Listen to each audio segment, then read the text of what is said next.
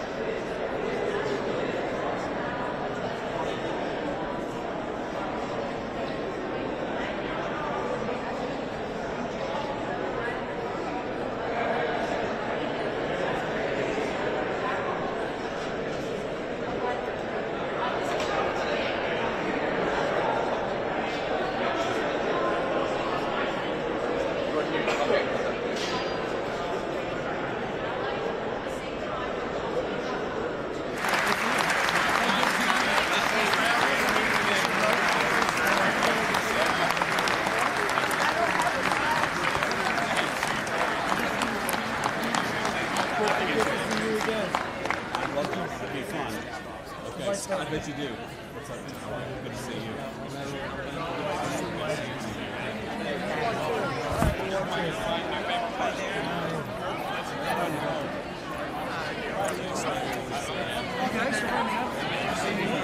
How are you?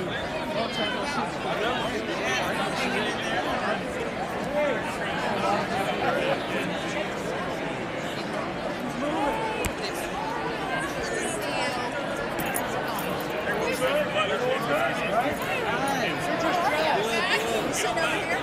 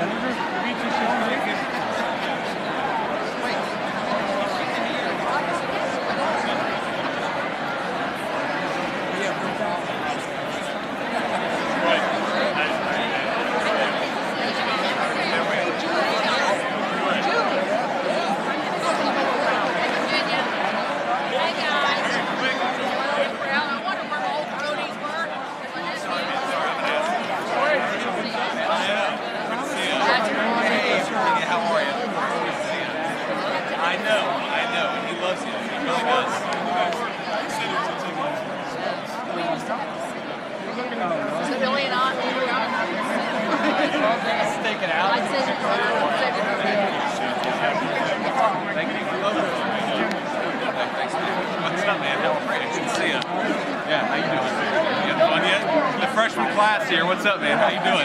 Doing well. Good, good. I saw your wife the other day. She was in the White House. Great job. Good. Keep it fun. Thanks, man. I appreciate it, man. Good to see you. I'm going this way. Okay, yeah. Sorry, I don't just sit over here. Hey, man, how are you? Good to see you. Good luck tonight. This is going to be awesome. Appreciate it, Vice President. Hey, so good to see you. Oh, absolutely. Absolutely. So, how about you? I'm having a good time. I have an easier job. How's your wife doing now? She's having fun. She's a champion. Good. Yeah. Good. Absolutely. Let's do that. I'm going to take you the other way. Stand here by me. All right. I'll keep you company here. We're in the right spot.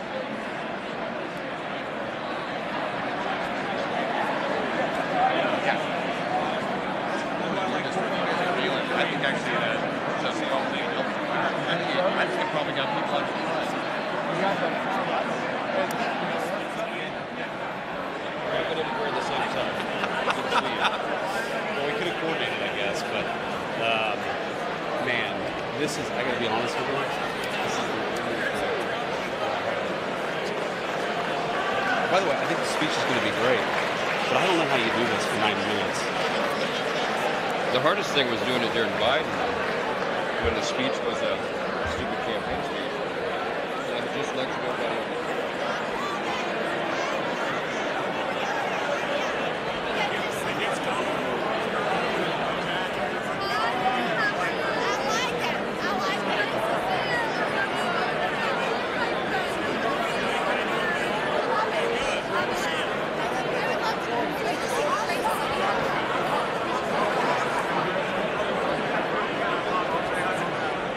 Hi, Tyler. Hey, Ashley, Moody, good to see you.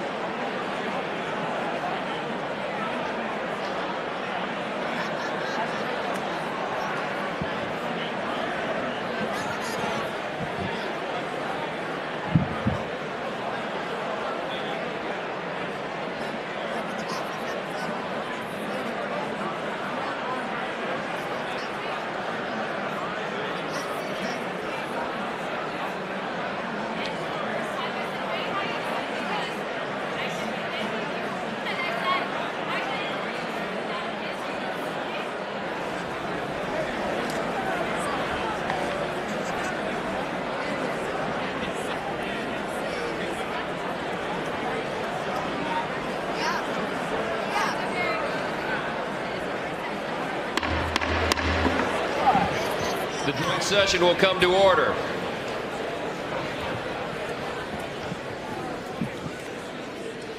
The chair appoints as members of the committee on the part of the House to escort the President of the United States into the chamber the following: the gentleman from Louisiana, Mr. Scalise; the gentleman from Minnesota, Mr. Emmer; the gentlewoman from Michigan, Mrs. McClain; the gentleman from North Carolina, Mr. Hudson; the gentleman from Pennsylvania, Mr. Reschenthaler; the gentleman from Utah, Mr. Moore; the gentlewoman from Indiana, Mrs. Houchin; the gentleman from Oklahoma, Mr. Hearn; the gentleman from New York, Mr. Jeffries; the gentlewoman from Massachusetts, Ms. Clark; the gentleman from California, Mr. Aguilar; the gentleman from California, Mr. Liu; the gentleman from Colorado, Mr. Neguse; the gentlewoman from Washington, Ms. Delbene; the gentlewoman from Michigan, Mrs. Dingell.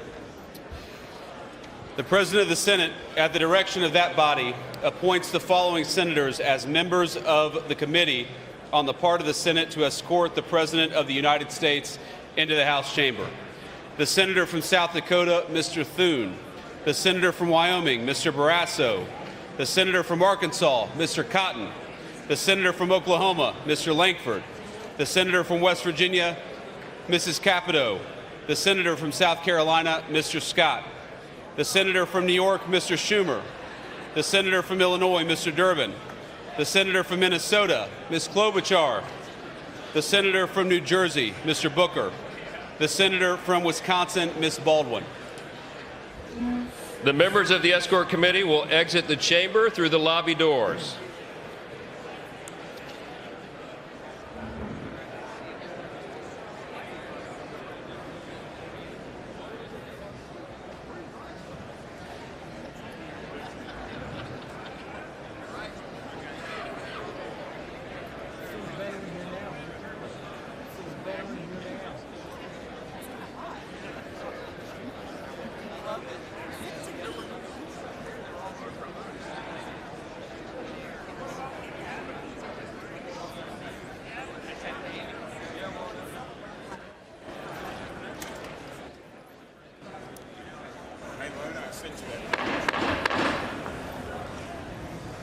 Mr. Speaker, the Dean of the Diplomatic Corps.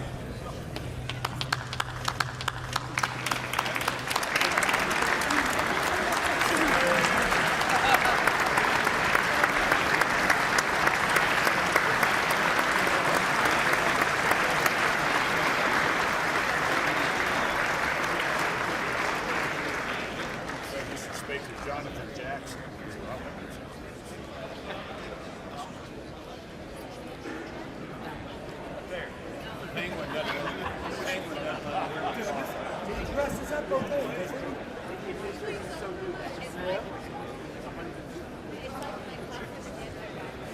My wife loves this gray suit. I hate it, but I wear it.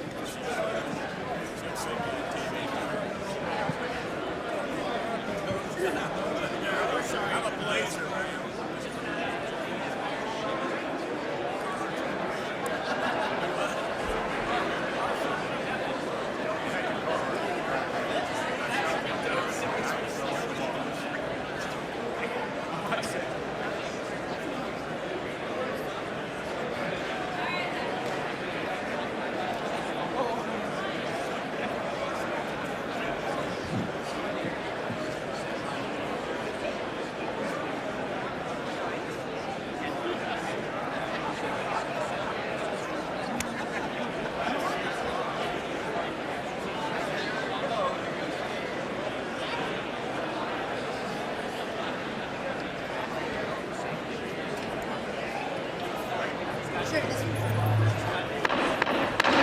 Mr. Speaker, the Chief Justice and Associate Justices of the United States Supreme Court. That's great.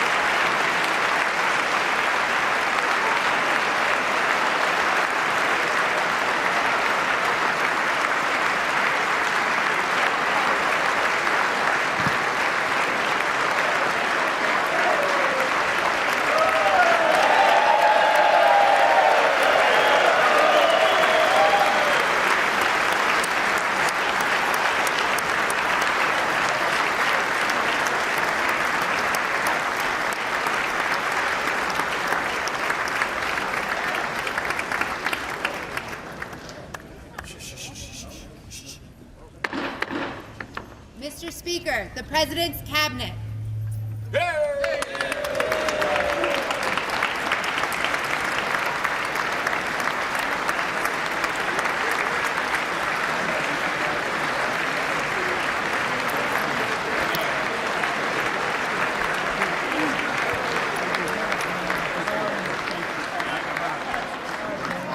That's true. I should have done better. I should have done way Secretary,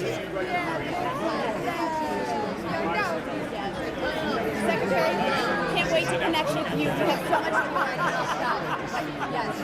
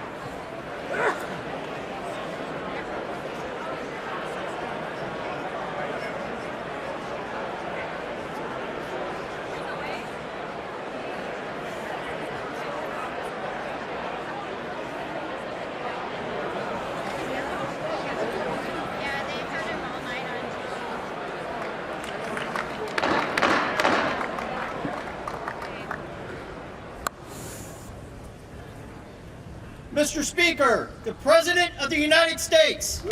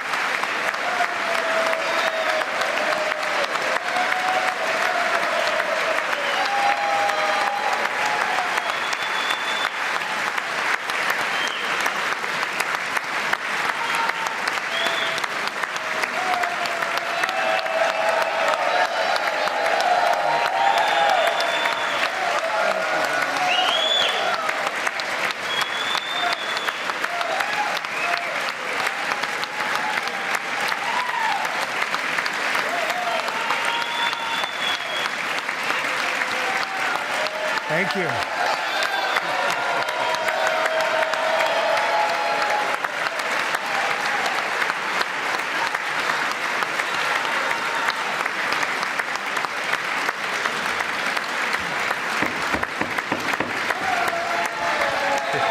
Thank you very much. Thank you very much. It's a great honor. Thank you very much. Speaker Johnson, Vice President Vance, the First Lady of the United States,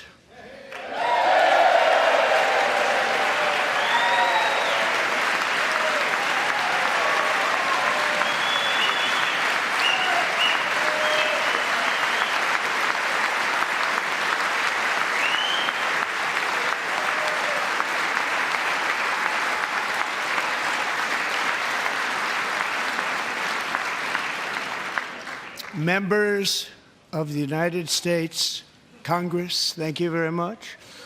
And to my fellow citizens, America is back.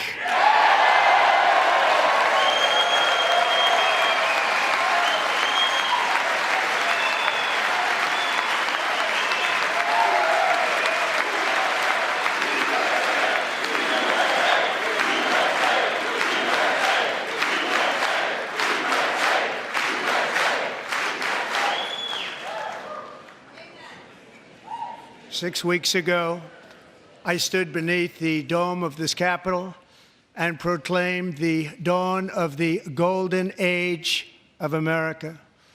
From that moment on, it has been nothing but swift and unrelenting action to usher in the greatest and most successful era in the history of our country. We have accomplished more in 43 days than most administrations accomplished in 4 years or 8 years, and we are just getting started.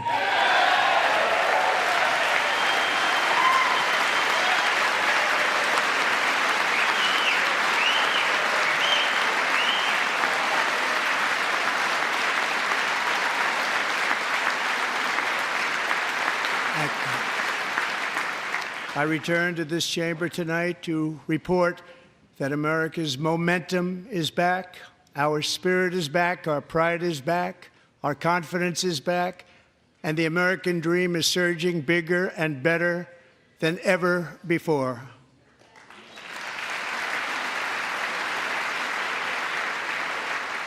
The American dream is unstoppable, and our country is on the verge of a comeback, the likes of which the world has never witnessed and perhaps will never witness again. There's never been anything like it. The presidential election of November 5th was a mandate like has not been seen in many decades. We won all 7 swing states, giving us an electoral college victory of 312 votes.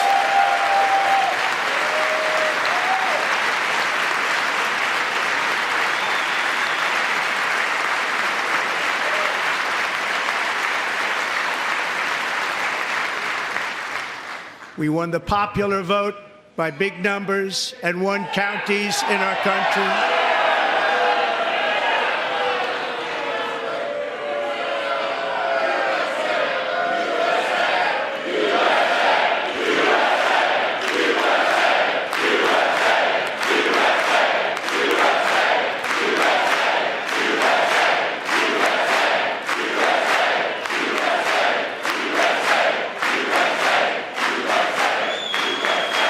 And won counties in our country, 2,700 to 525, on a map that reads almost completely red for Republican.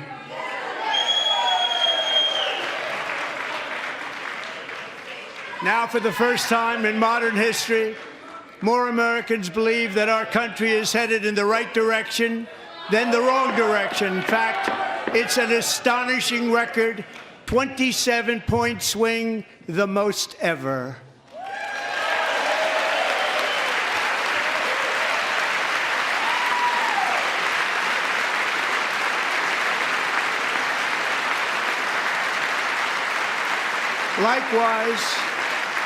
Small business optimism saw its single largest one-month gain ever recorded, a 41-point jump.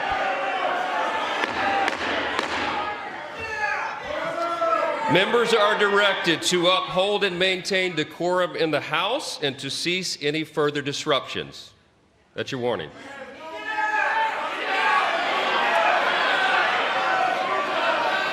Members are engaging in willful and continuing breach of decorum, and the chair is prepared to direct the Sergeant-at-Arms to restore order to the joint session.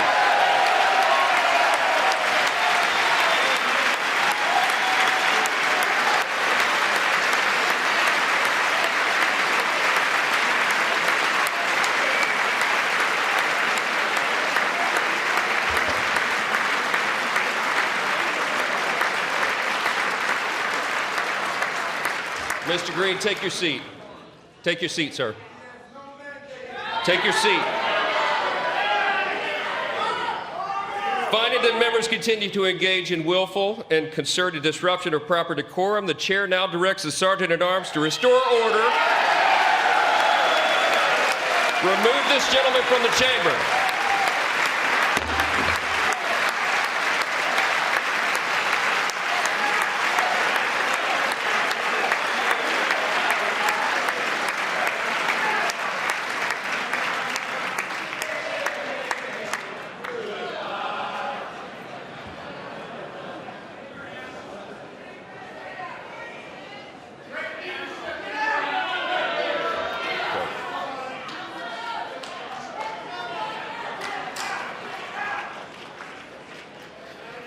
Members are directed to uphold and maintain decorum in the House.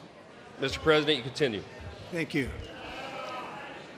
Over the past 6 weeks, I have signed nearly 100 executive orders and taken more than 400 executive actions, a record to restore common sense, safety, optimism, and wealth all across our wonderful land.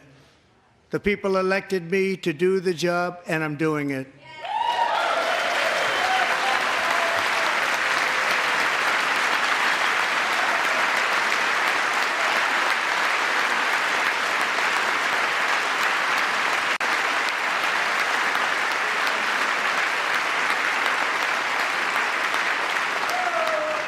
In fact, it has been stated by many that the first month of our presidency, it's our presidency, is the most successful in the history of our nation. By many.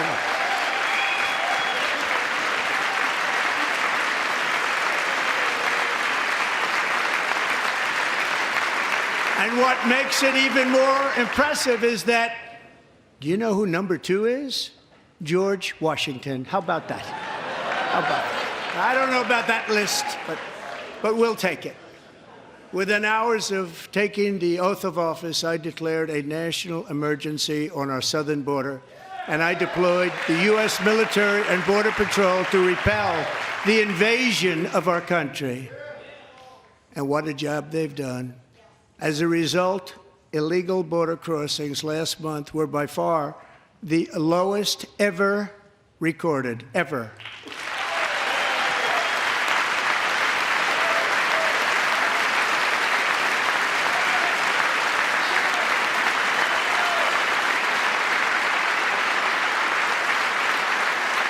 They heard my words and they chose not to come. Much easier that way.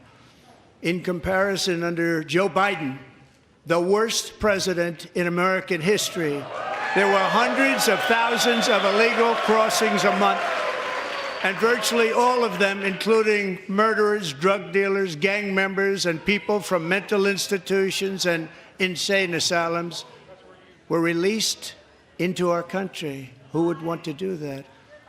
This is my 5th such speech to Congress. And once again, I look at the Democrats in front of me, and I realize there is absolutely nothing I can say to make them happy or to make them stand or smile or applaud. Nothing I can do. I could find a cure to the most devastating disease, a disease that would wipe out entire nations, or announce the answers to the greatest economy in history or the stoppage of crime to the lowest levels ever recorded. And these people sitting right here will not clap, will not stand, and certainly will not cheer for these astronomical achievements. They won't do it, no matter what. Five times I've been up here. It's very sad, and it just shouldn't be this way.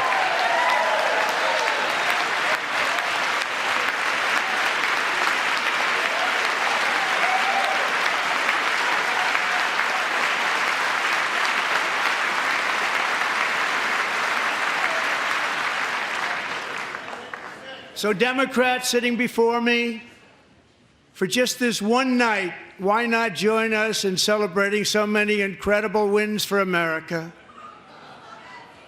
For the good of our nation, let's work together and let's truly make America great again.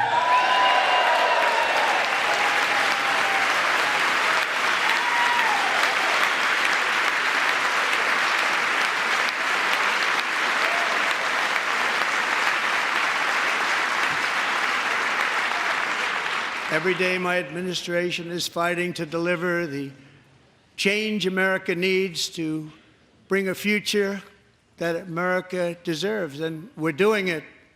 This is a time for big dreams and bold action. Upon taking office, I imposed an immediate freeze on all federal hiring, a freeze on all new federal regulations, and a freeze on all foreign aid.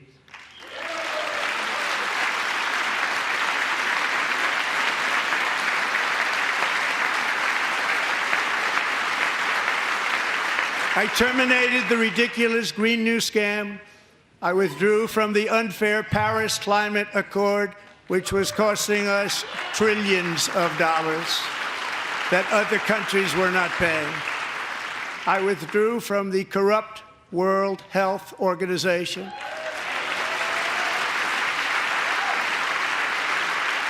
And I also withdrew from the anti-American UN Human Rights Council.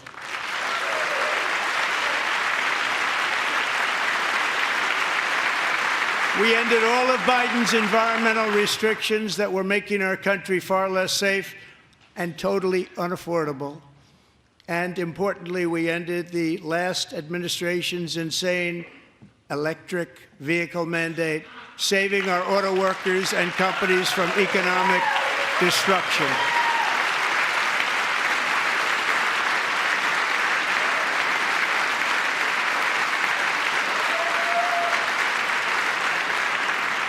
To unshackle our economy, I have directed that for every one new regulation, 10 old regulations must be eliminated, just like I did in my very successful first term.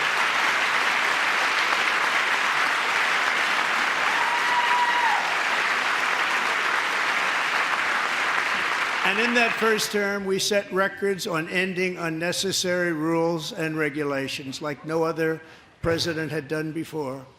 We ordered all federal workers to return to the office. They will either show up for work in person or be removed from their job.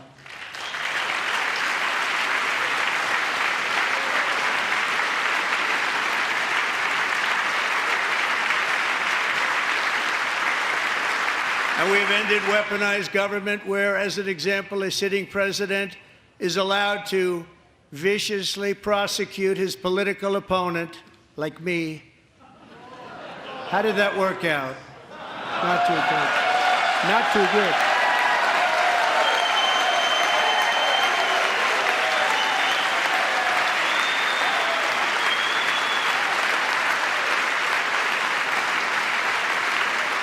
And I have stopped all government censorship and brought back free speech in America. It's back.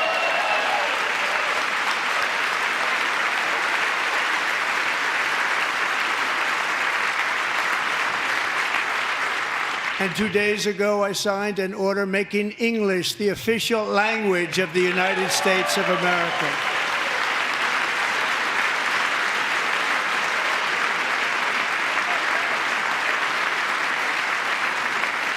I renamed the Gulf of Mexico the Gulf of America.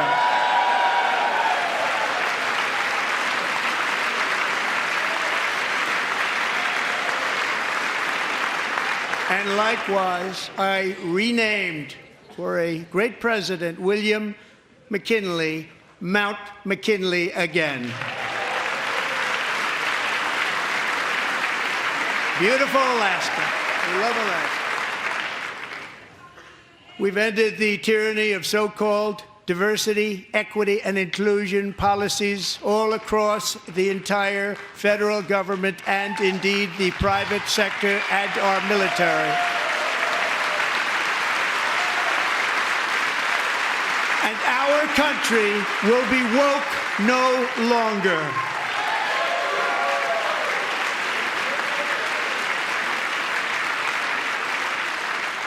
We believe that whether you are a doctor, an accountant, a lawyer, or an air traffic controller, you should be hired and promoted based on skill and competence, not race or gender. Very important.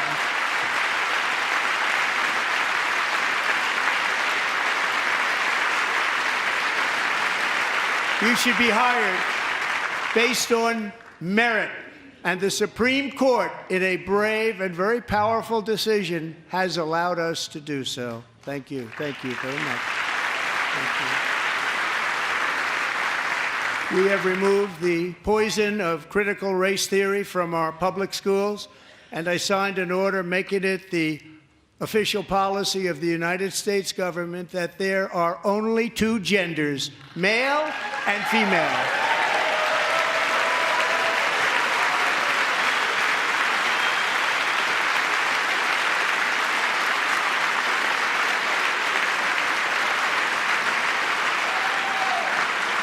I also signed an executive order to ban men from playing in women's sports.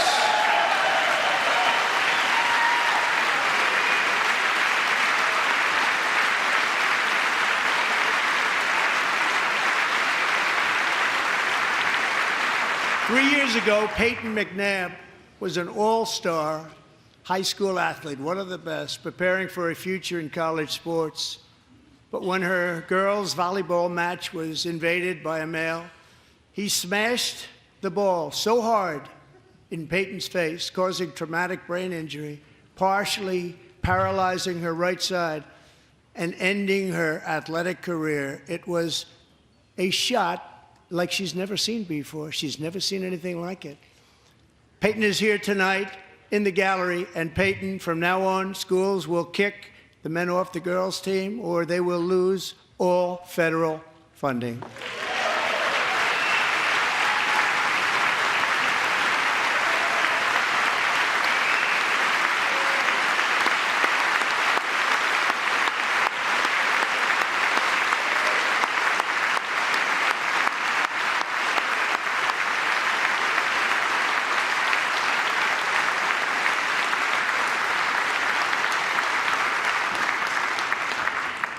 And if you really want to see numbers, just take a look at what happened in the women's boxing, weightlifting, track and field, swimming, or cycling, where a male recently finished a long-distance race 5 hours and 14 minutes ahead of a woman for a new record by 5 hours. Broke the record by 5 hours. It's demeaning for women, and it's very bad for our country. We're not going to put up with it any longer.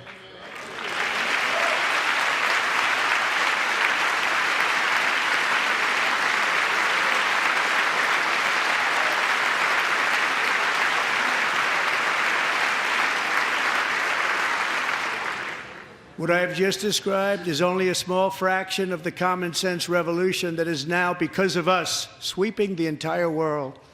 Common sense has become a common theme, and we will never go back. Never. Never going to let that happen. Among my very highest priorities is to rescue our economy and get dramatic and immediate relief to working families. As you know, we inherited from the last administration an economic catastrophe and an inflation nightmare. Their policies drove up energy prices, pushed up grocery costs, and drove the necessities of life out of reach for millions and millions of Americans. They've never had anything like it. We suffered the worst inflation in 48 years, but perhaps even in the history of our country. They're not sure. As president, I'm fighting every day to reverse this damage and make America affordable again.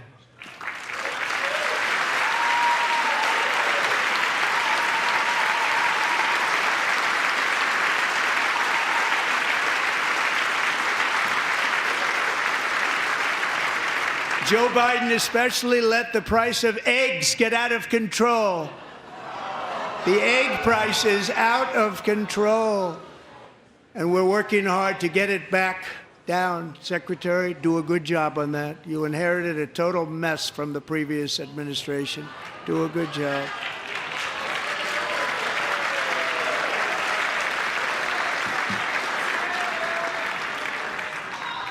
A major focus of our fight to defeat inflation is rapidly reducing the cost of energy. The previous administration cut the number of new oil and gas leases by 95%, slowed pipeline construction to a halt, and closed more than 100 power plants. We are opening up many of those power plants right now.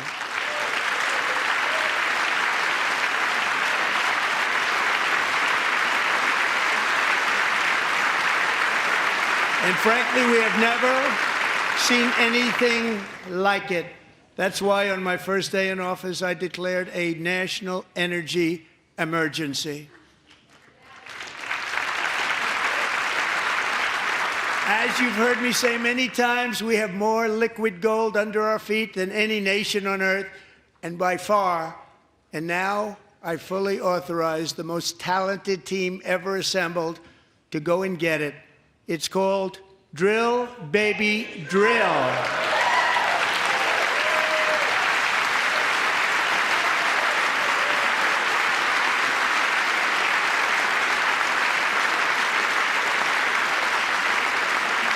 My administration is also working on a gigantic natural gas pipeline in Alaska, among the largest in the world, where Japan, South Korea, and other nations want to be our partner with investments of trillions of dollars each. There's never been anything like that one.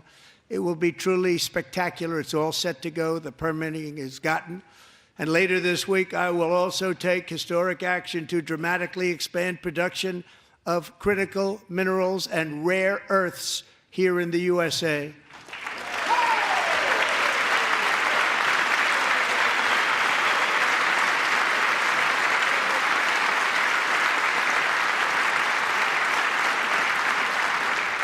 To further combat inflation, we will not only be reducing the cost of energy, but will be ending the flagrant waste of taxpayer dollars.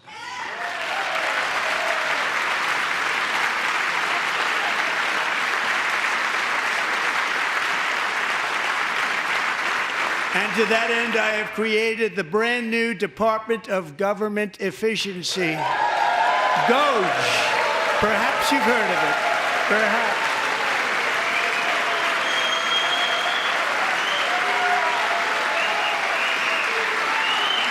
Which is headed by Elon Musk, who is in the gallery tonight.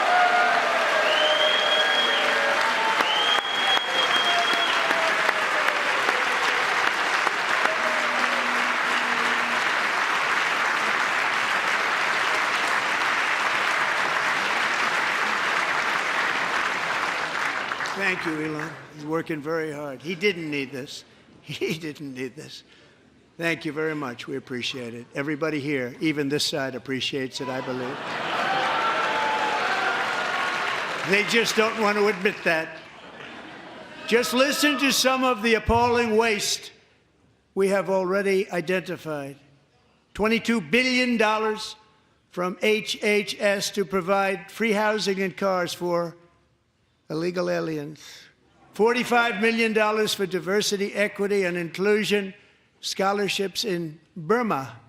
$40 million to improve the social and economic inclusion of sedentary migrants. Nobody knows what that is. $8 million to promote LGBTQI+ in the African nation of Lesotho, which nobody has ever heard of. $60 million for indigenous peoples and Afro-Colombian empowerment in Central America. $60 million. $8 million for making mice transgender. This is real. $32 million for a left-wing propaganda operation in Moldova. $10 million for male circumcision in Mozambique. $20 million for the Arab Sesame Street in the Middle East. It's a program. $20 million for a program.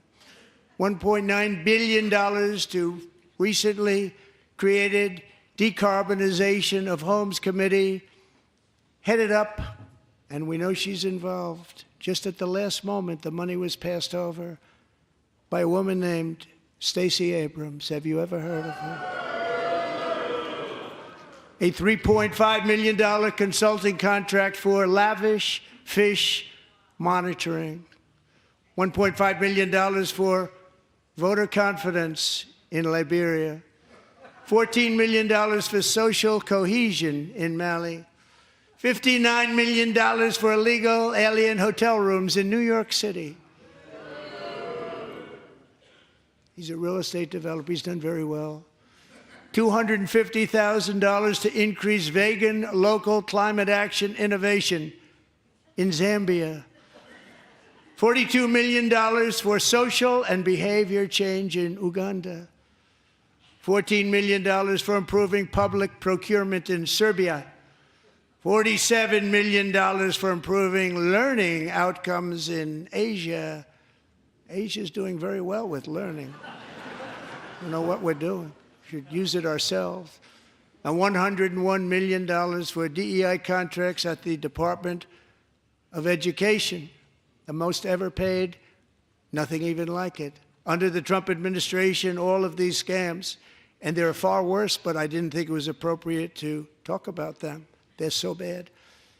Many more have been found out and exposed and swiftly terminated by a group of very intelligent, mostly young people, headed up by Elon, and we appreciate it. We found hundreds of billions of dollars of fraud.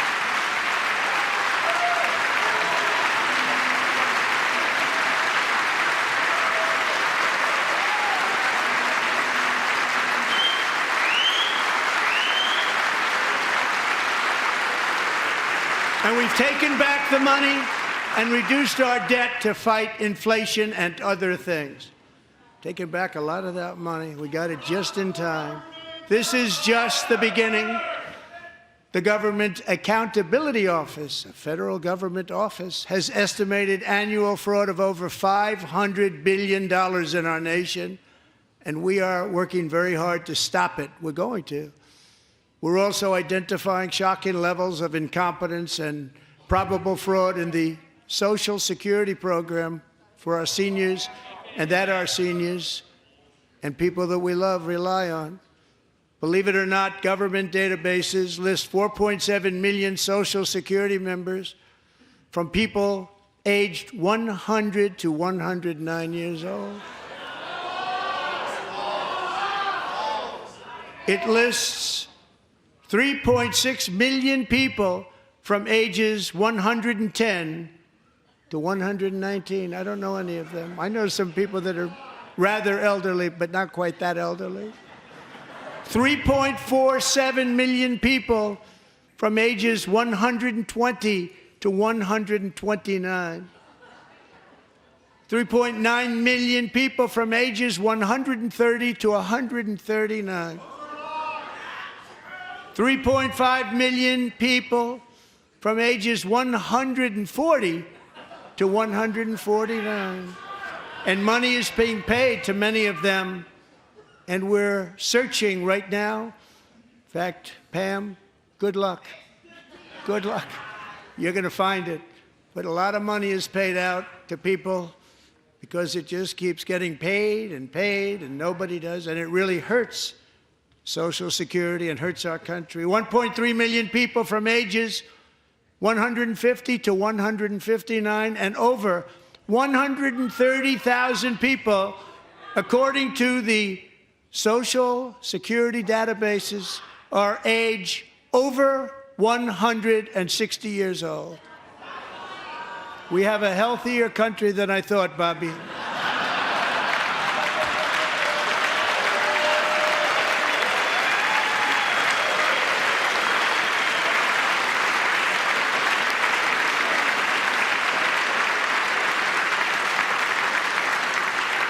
Including, to finish, 1,039 people between the ages of 220 and 229, one person between the age of 240 and 249, and one person is listed at 360 years of age. More than 100 years older than our country. But we're going to find out where that money's going, and it's not going to be pretty. By slashing all of the fraud, waste, and theft we can find, we will defeat inflation, bring down mortgage rates, lower car payments and grocery prices, protect our seniors, and put more money in the pockets of American families.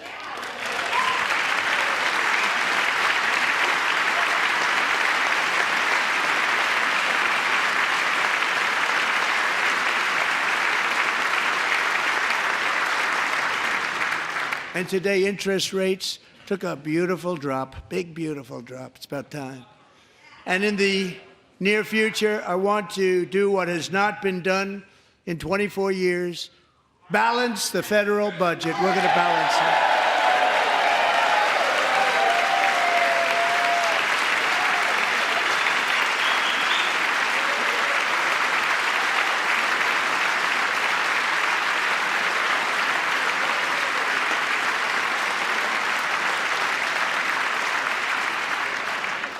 With that goal in mind, we have developed in great detail what we are calling the Gold Card, which goes on sale very, very soon. For $5 million, we will allow the most successful job-creating people from all over the world to buy a path to U.S. citizenship. It's like the green card, but better and more sophisticated. And these people will have to pay tax in our country. They won't have to pay tax from where they came. The money that they've made, you wouldn't want to do that, but they have to pay tax, create jobs. They'll also be taking people out of colleges and paying for them so that we can keep them in our country instead of having them being forced out. Number one, at the top school, as an example, being forced out and not being allowed to stay and create tremendous numbers of jobs and great success for a company out there. So while we take out the criminals, killers, traffickers, and child predators who are allowed to enter our country under the open border policy of these people, the Democrats, the Biden administration, the open border insane policies that you've allowed to destroy our country, we will now bring in brilliant, hardworking, job-creating people. They're going to pay a lot of money, and we're going to reduce our debt with that money.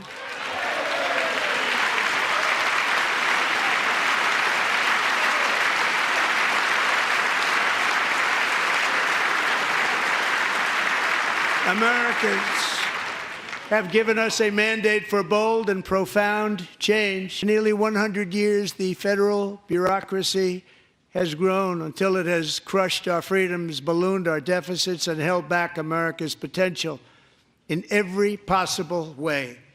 The nation founded by pioneers and risk-takers now drowns under millions and millions of pages of regulations and debt.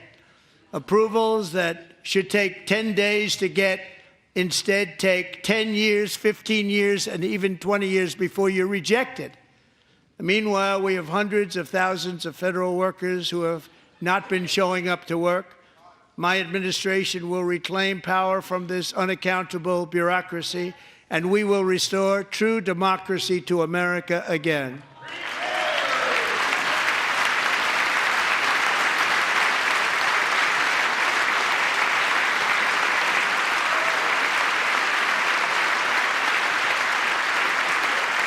And any federal bureaucrat who resists this change will be removed from office immediately. Because we are draining the swamp. It's very simple. And the days of rule by unelected bureaucrats are over.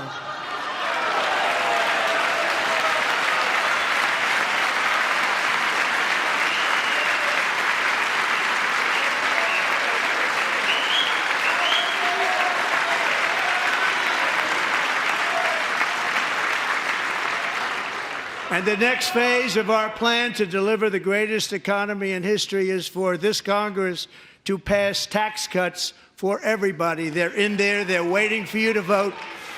And I'm sure that the people on my right, I don't mean the Republican right, but my right here, I'm sure you're going to vote for those tax cuts, because otherwise I don't believe the people will ever vote you into office. So I'm doing you a big favor by telling you that. But I know this group is going to be voting for the tax.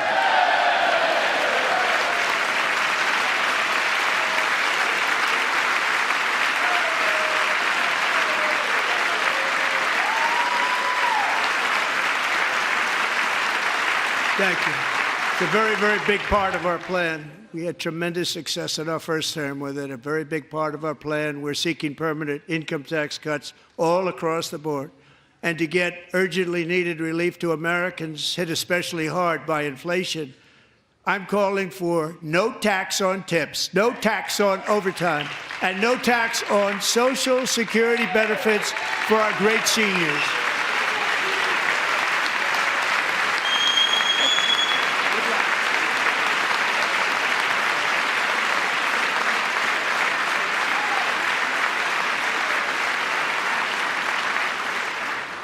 And I also want to make interest payments on car loans tax deductible, but only if the car is made in America.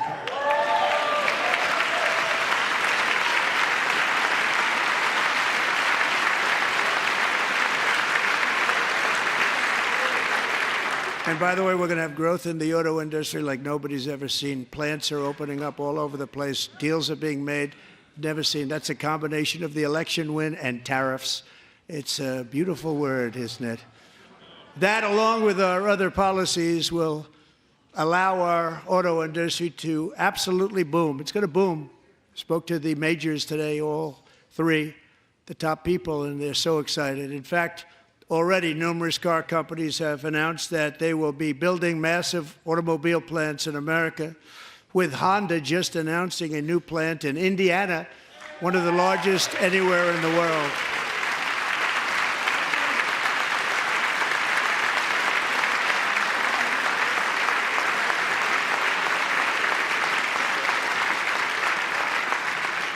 And this has taken place since our great victory on November 5th, a date which will hopefully go down as one of the most important in the history of our country.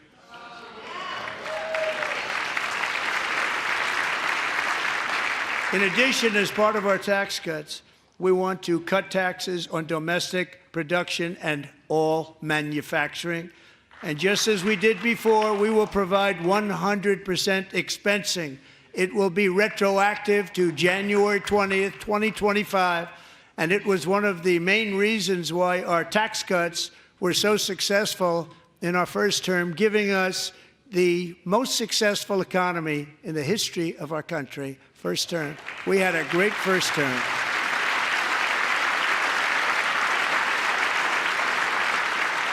If you don't make your product in America, however, under the Trump administration, you will pay a tariff, and in some cases, a rather large one. Other countries have used tariffs against us for decades, and now it's our turn to start using them against those other countries. On average, the European Union, China, Brazil, India, Mexico, and Canada, have you heard of them? And countless other nations charge us tremendously higher tariffs than we charge them. It's very unfair. India charges us auto tariffs higher than 100%. China's average tariff on our products is twice what we charge them. And South Korea's average tariff is 4 times higher. Think of that, 4 times higher. And we give so much help militarily and in so many other ways to South Korea, but that's what happens. This is happening by friend and foe. This system is not fair to the United States and never was, and so on April 2nd, I wanted to make it April 1st, but I didn't want to be accused of April Fool's Day. That's not, just one day cost us a lot of money. But we're going to do it in April. I'm a very superstitious person. April 2nd, reciprocal tariffs kick in. And whatever they tariff us, other countries, we will tariff them. That's reciprocal, back and forth. Whatever they tax us, we will tax them. If they do non-monetary tariffs to keep us out of their market, then we will do non-monetary barriers to keep them out of our market. There's a lot of that, too. They don't even allow us in their market. We will take in trillions and trillions of dollars and create jobs like we have never seen before. I did it with China, and I did it with others, and the Biden administration couldn't do anything about it because there was so much money they couldn't do anything about it. We have been ripped off for decades by nearly every country on earth, and we will not let that happen any longer.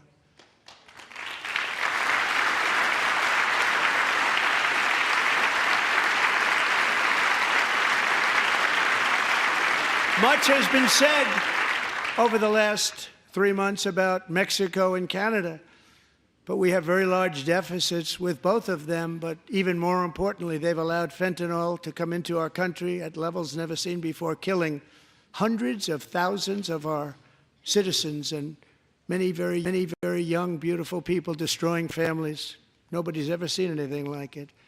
They are, in effect, receiving subsidies of hundreds of billions of dollars. We pay subsidies to Canada and to Mexico of hundreds of billions of dollars, and the United States will not be doing that any longer. We're not going to do it any longer.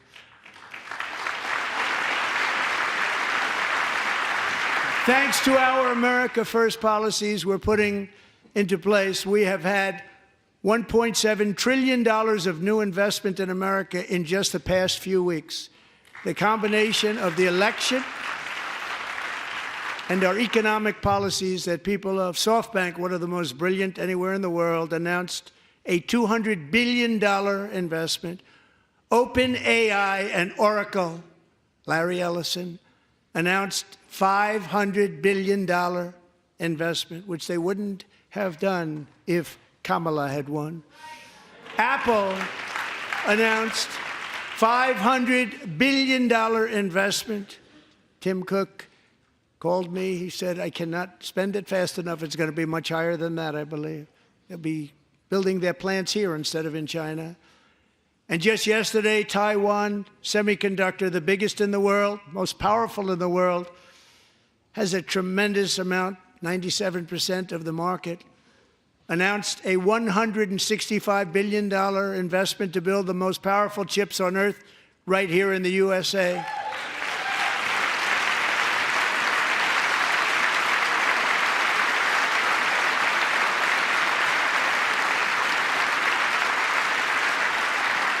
And we're not giving them any money. Your CHIPS Act is a horrible, horrible thing. We give hundreds of billions of dollars, and it doesn't mean a thing. They take our money and they don't spend it. All that meant to them, we're giving them no money. All that was important to them was they didn't want to pay the tariffs, so they came and they're building, and many other companies are coming. We don't have to give them money. We just want to protect our businesses and our people. And they will come because they won't have to pay tariffs if they build in America. So it's very amazing.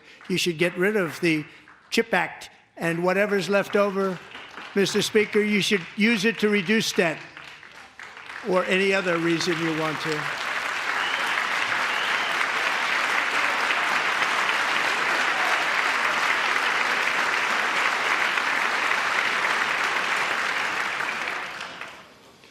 Our new trade policy will also be great for the American farmer. I love the farmer.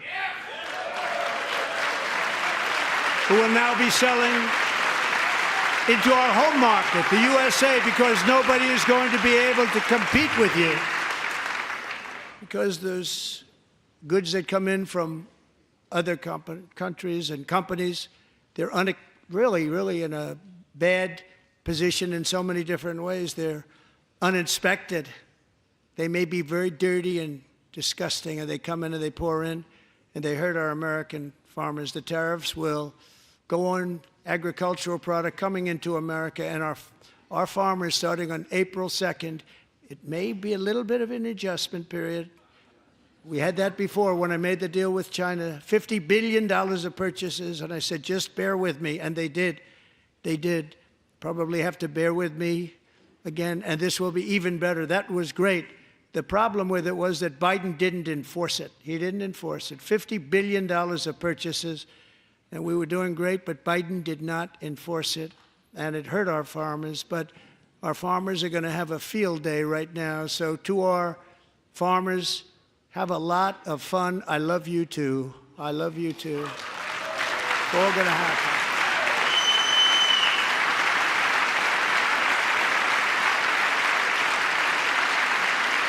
And I have also imposed a 25% tariff on foreign aluminum, copper, lumber, and steel, because if we don't have, as an example, steel and lots of other things, we don't have a military, and frankly, we just won't have a country very long. Here today is a proud American steelworker, fantastic person from Decatur, Alabama, Jeff Denard.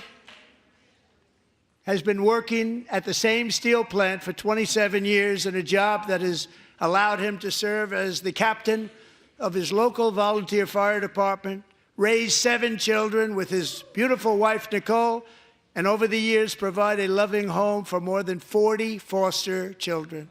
So great, Jeff.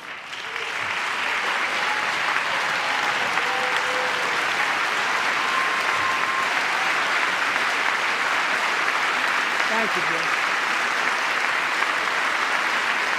Thank you, Jeff.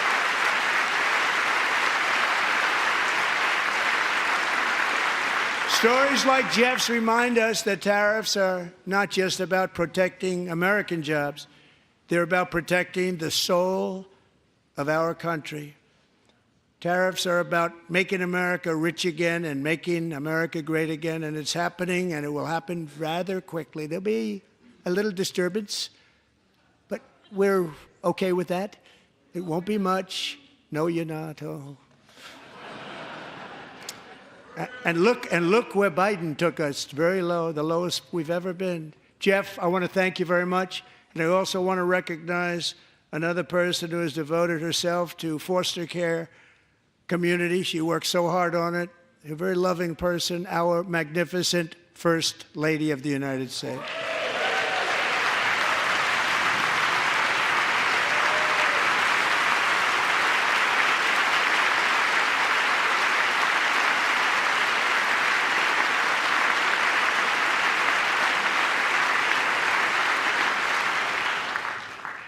Melania's work has yielded incredible results, helping prepare our nation's future leaders as they enter the workforce.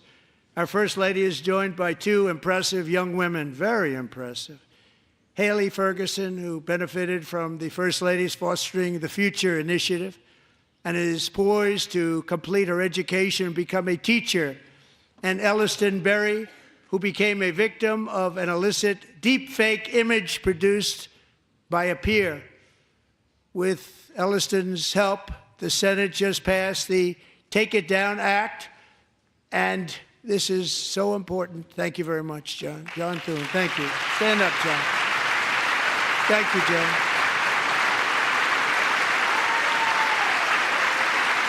Thank you all very much.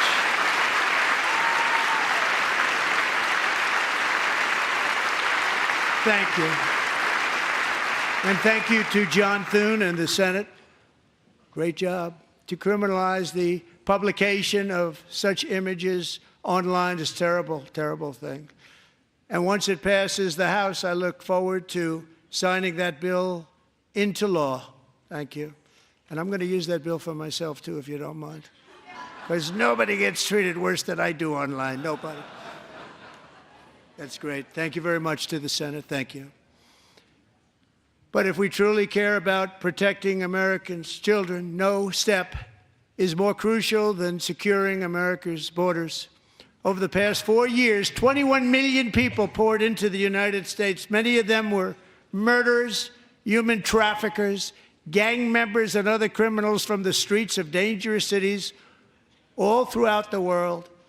Because of Joe Biden's insane and very dangerous open border policies, they are now strongly embedded in our country, but we are getting them out and getting them out fast.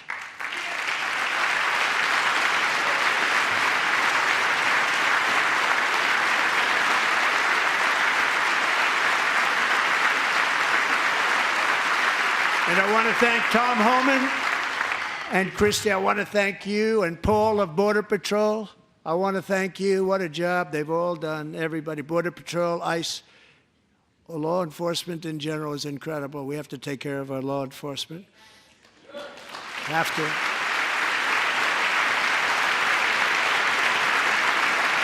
Last year,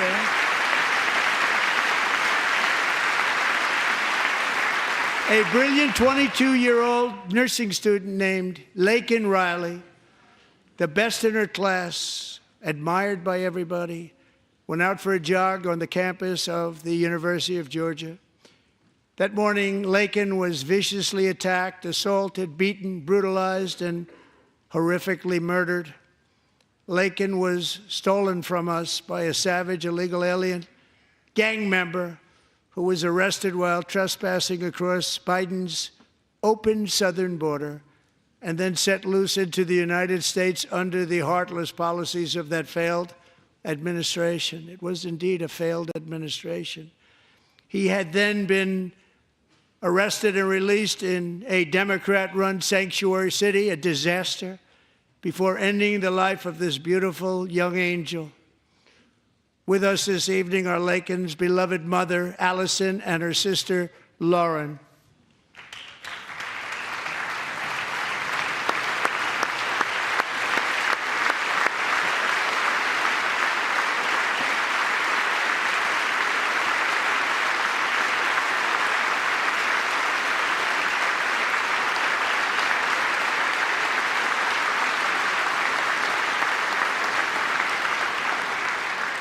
Last year, I told Laken's grieving parents that we would ensure their daughter would not have died in vain. That's why the very first bill I signed into law as your 47th president mandates the detention of all dangerous criminal aliens who threaten public safety. It's a very strong, powerful act.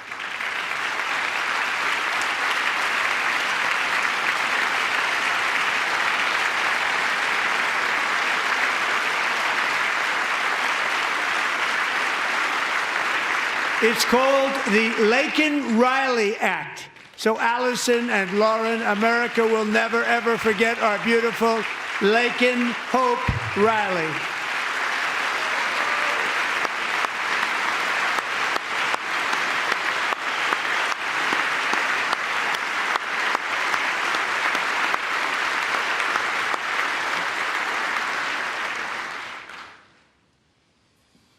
Thank you very much.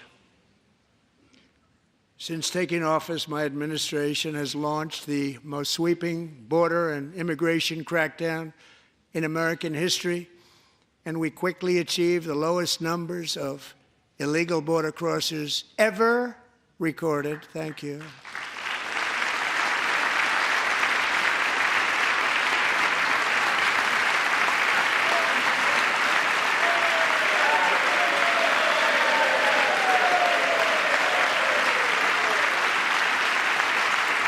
The media and our friends in the Democrat Party kept saying we needed new legislation, we must have legislation to secure the border.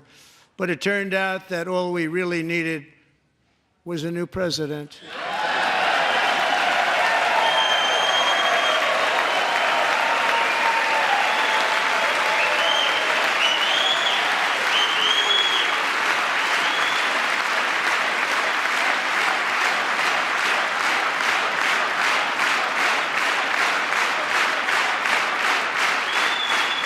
Thank you. Joe Biden didn't just open our borders, he flew illegal aliens over them to overwhelm our schools, hospitals, and communities throughout the country.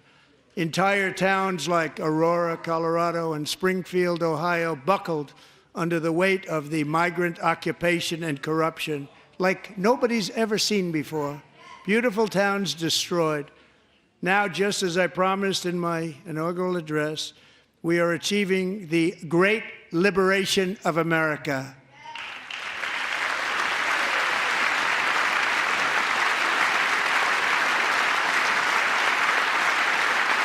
But there still is much work to be done. Here tonight is a woman I have gotten to know, Alexis Nungari from Houston.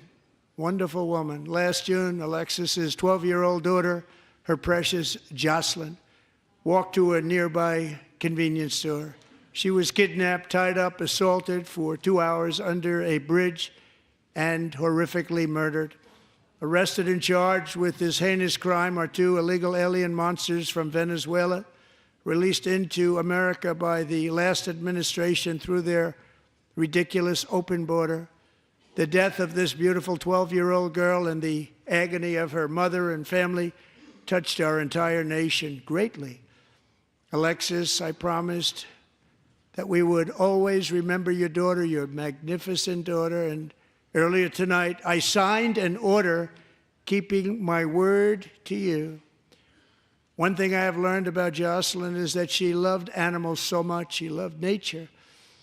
Across Galveston Bay, from where Jocelyn lived in Houston, you will find a magnificent national wildlife refuge, a pristine, peaceful, 34,000-acre sanctuary for all of God's creatures on the edge of the Gulf of America. Alexis, moments ago, I formally renamed that refuge in loving memory of your beautiful daughter, Jocelyn. So, Mr. Vice President, if you would, may I have the order?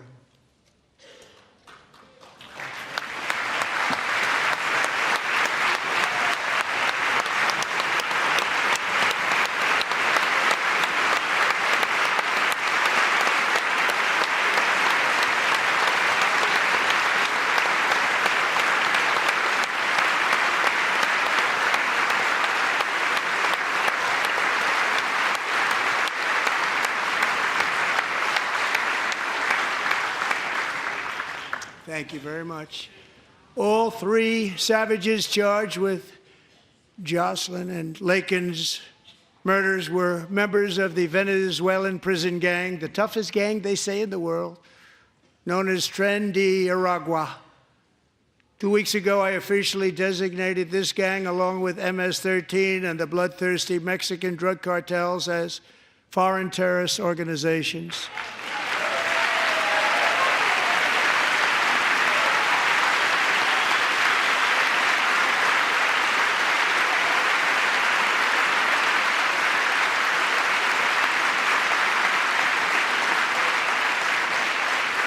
They are now officially in the same category as ISIS, and that's not good for them. Countless thousands of these terrorists were welcomed into the U.S. by the Biden administration. But now every last one will be rounded up and forcibly removed from our country, or, if they're too dangerous, put in jails, standing trial in this country, because we don't want them to come back ever. With us this evening is a warrior on the front lines of that battle, Border Patrol Agent Roberto Ortiz. Great guy.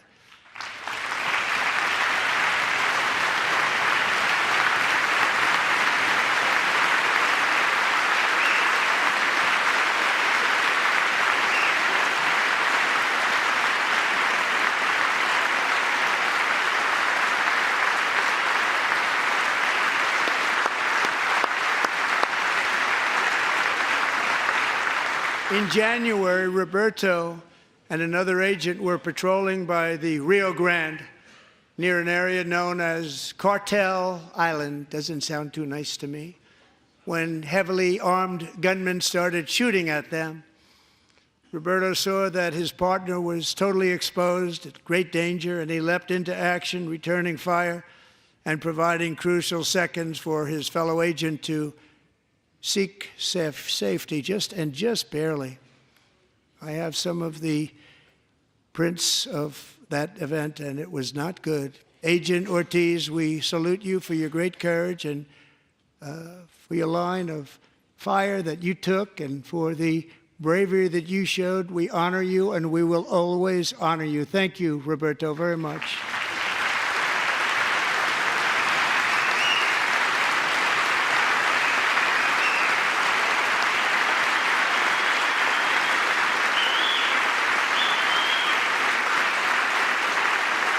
Thank you, Roberto. And I actually got to know him on my many calls to the border. He's a great gentleman. The territory to the immediate south of our border is now dominated entirely by criminal cartels that murder, rape, torture, and exercise total control. They have total control over a whole nation, posing a grave threat to our national security. The cartels are waging war on America, and it's time for America to wage war on the cartels, which we are doing.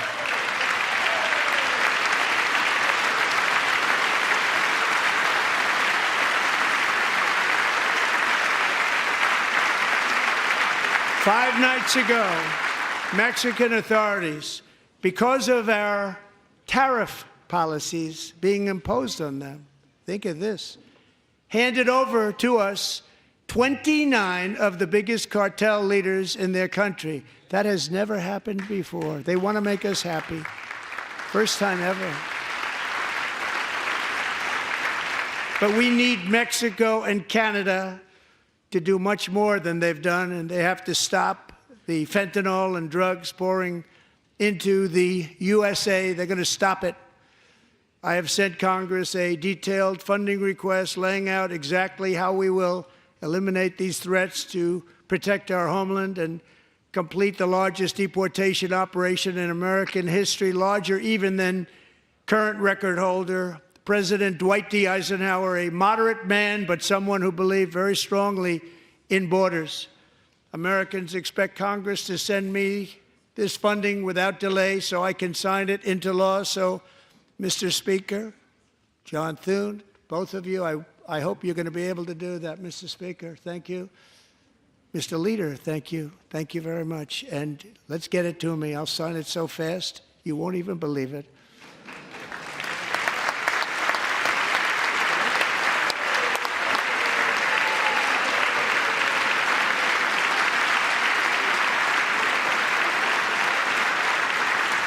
And as we reclaim our sovereignty, we must also bring back law and order to our cities and towns.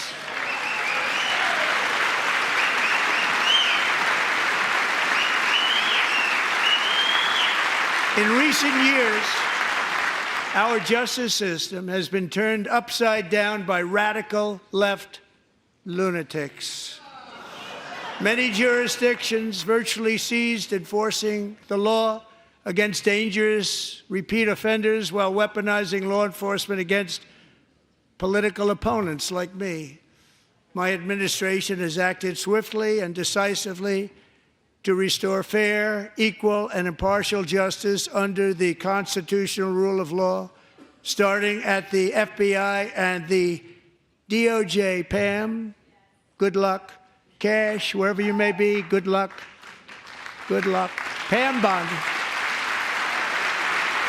Good luck. So important. Going to do a great job. Cash, thank you. Thank you, Cash.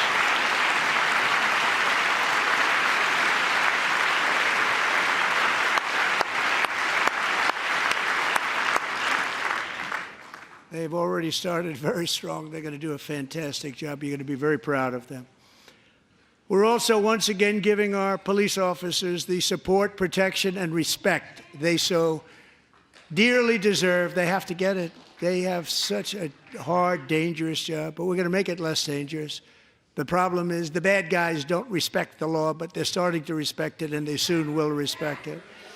This also includes our great fire departments throughout the country. Our firemen and women are unbelievable people, and I will never forget them. And besides that, they voted for me in record numbers, so I have no choice.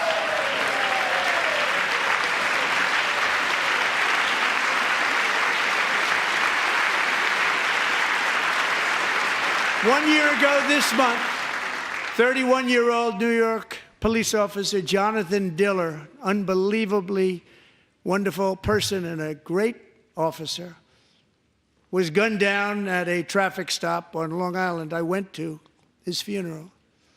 The vicious criminal charged with his murder had 21 prior arrests, and they were rough arrests, too. He was a real bad one.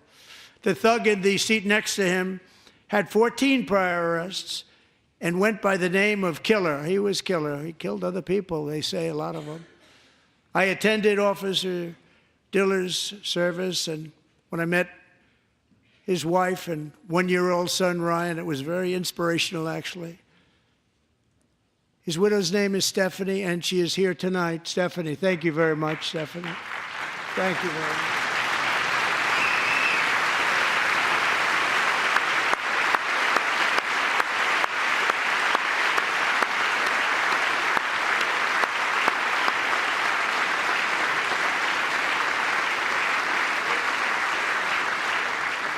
Stephanie, we're going to make sure that Ryan knows his dad was a true hero, New York's finest, and we're going to get these cold-blooded killers and repeat offenders off our streets, and we're going to do it fast. Got to stop it.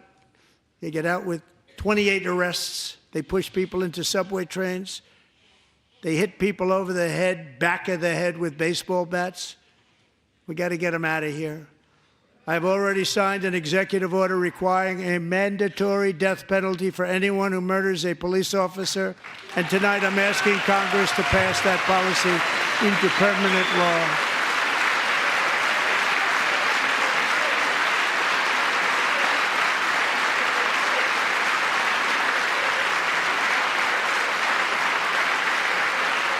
I'm also asking for a new crime bill getting tough on repeat offenders while enhancing protections for America's police officers so they can do their jobs without fear of their lives being totally destroyed. They don't want to be killed. We're going to let them be killed.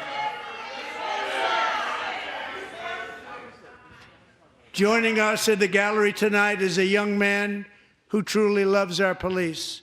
His name is DJ Daniel. He is 13 years old, and he has always dreamed of becoming a police officer.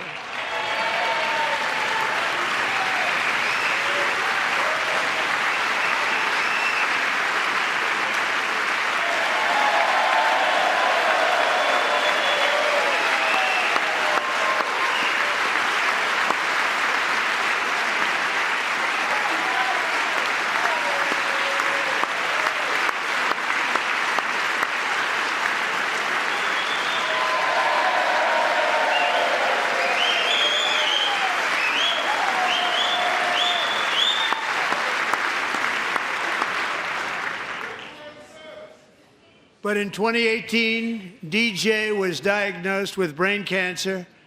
The doctors gave him 5 months at most to live. That was more than 6 years ago.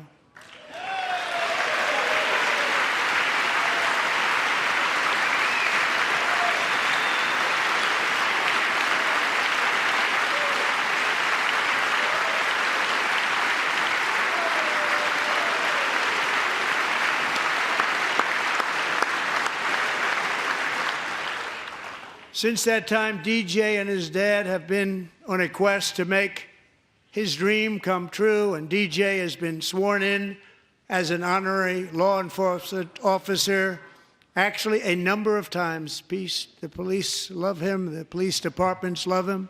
And tonight, DJ, we're going to do you the biggest honor of them all.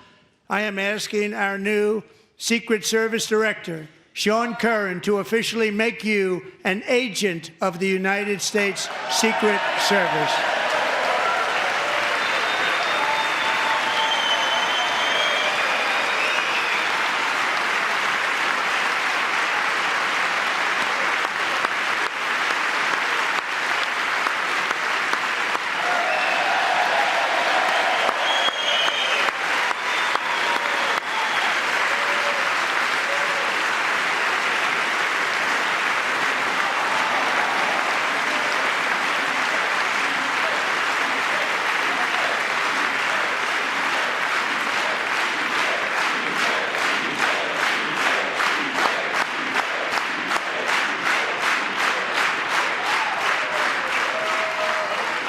Thank you, DJ. DJ's doctors believe his cancer likely came from a chemical he was exposed to when he was younger. Since 1975, rates of child cancer have increased by more than 40%. Reversing this trend is one of the top priorities for our new presidential commission to make America healthy again, chaired by our new Secretary of Health and Human Services, Robert F. Kennedy, Jr.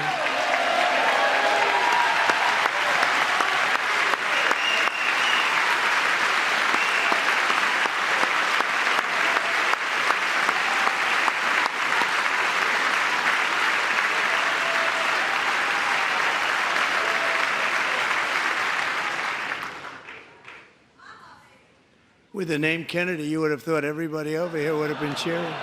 How quickly they forget. Our goal is to get toxins out of our environment, poisons out of our food supply, and keep our children healthy and strong. As an example, not long ago, and you can't even believe these numbers, 1 in 10,000 children had autism, 1 in 10,000. And now it's 1 in 36. There's something wrong, 1 in 36, think of that. So we're going to find out what it is, and there's nobody better than Bobby and all of the people that are working with you. You have the best to figure out what is going on. Okay, Bobby, good luck. It's a very important job. Thank you.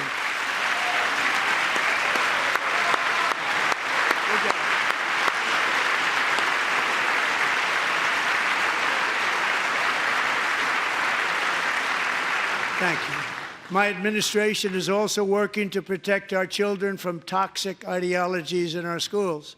A few years ago, January Littlejohn and her husband discovered that their daughter's school had secretly socially transitioned their 13-year-old little girl.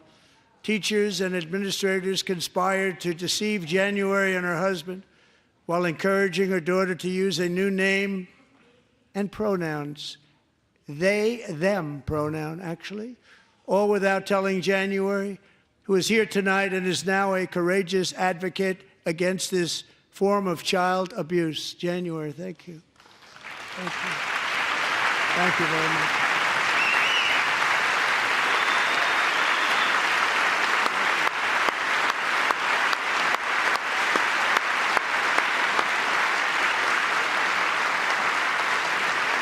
Thank you. Stories like this are why, shortly after taking office, I signed an executive order banning public schools from indoctrinating our children with transgender ideology.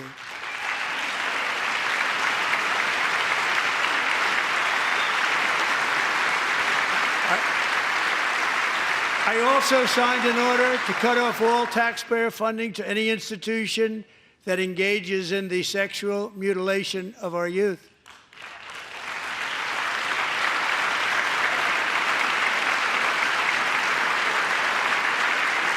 And now I want Congress to pass a bill permanently banning and criminalizing sex changes on children and forever ending the lie that any child is trapped in the wrong body.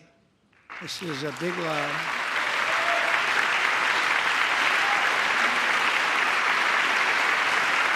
And our message to every child in America is that you are perfect exactly the way God made you.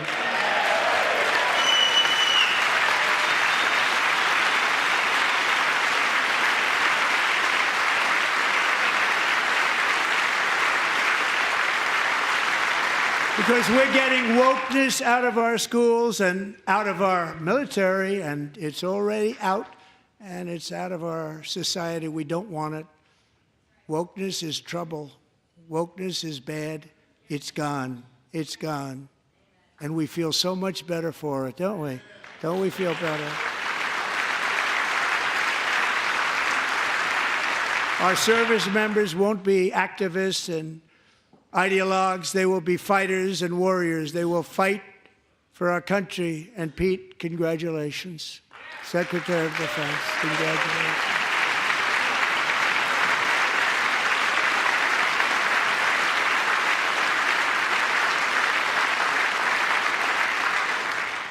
And he's not big into the woke movement, I can tell you. I know him well. I am pleased to report that in January, the U.S. Army had its single best recruiting month in 15 years, and that all armed services are having among the best recruiting results ever in the history of our services. What a difference.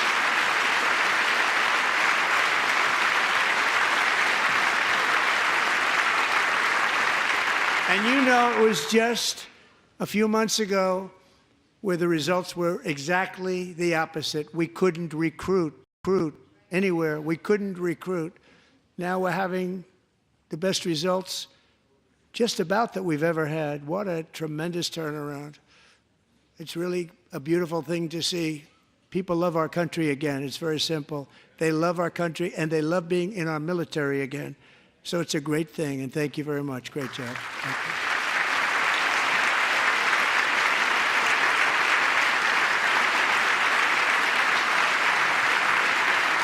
you. We're joined tonight by a young man, Jason Hartley, who knows the weight of that call of duty.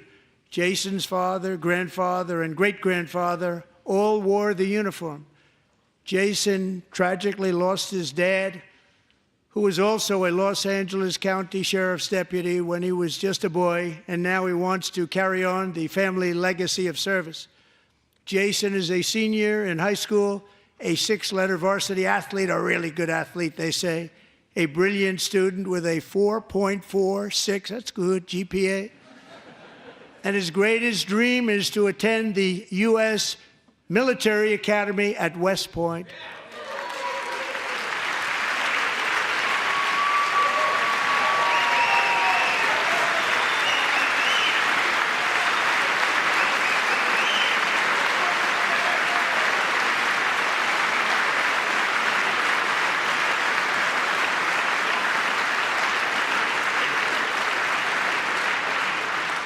And Jason, that's a very big deal getting in. That's a hard one to get into. But I'm pleased to inform you that your application has been accepted.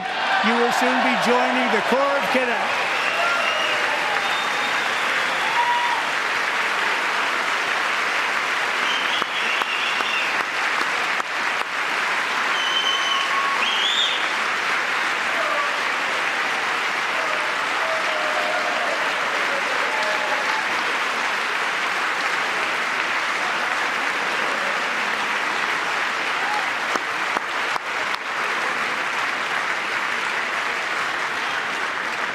Thank you.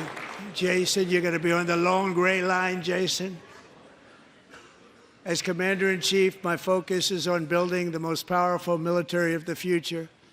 As a first step, I'm asking Congress to fund a state-of-the-art Golden Dome missile defense shield to protect our homeland, all made in the USA.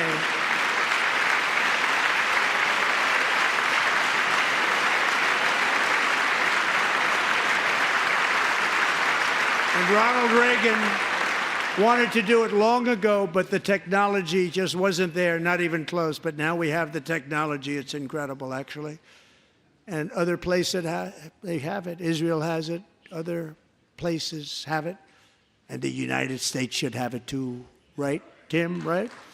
They should have it too. So I want to thank you. But it's a very, very important. This is a very dangerous world. We should have it. We want to be protected, and we're going to protect our citizens like never before.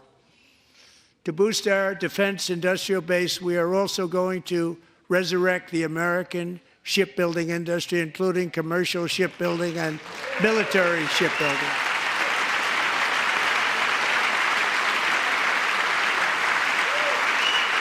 And for that purpose, I am announcing tonight that we will create a new Office of Shipbuilding in the White House and offer special tax incentives to bring this industry home to America where it belongs. We used to make so many ships.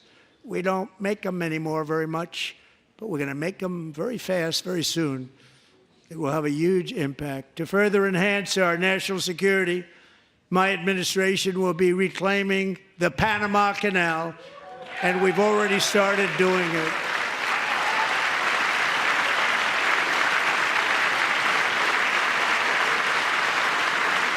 Just today, a large American company announced they are buying both ports around the Panama Canal and lots of other things having to do with the Panama Canal and a couple of other canals. The Panama Canal was built by Americans for Americans, not for others, but others could use it. But it was built at tremendous cost of American blood and treasure. 38,000 workers died building the Panama Canal.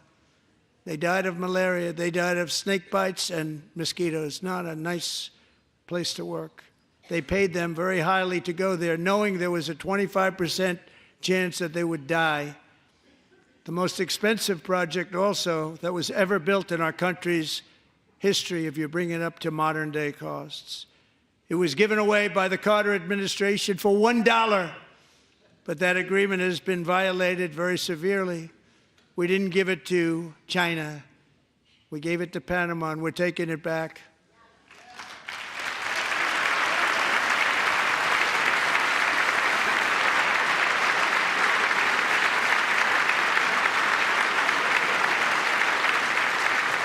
And we have Marco Rubio in charge. Good luck, Marco.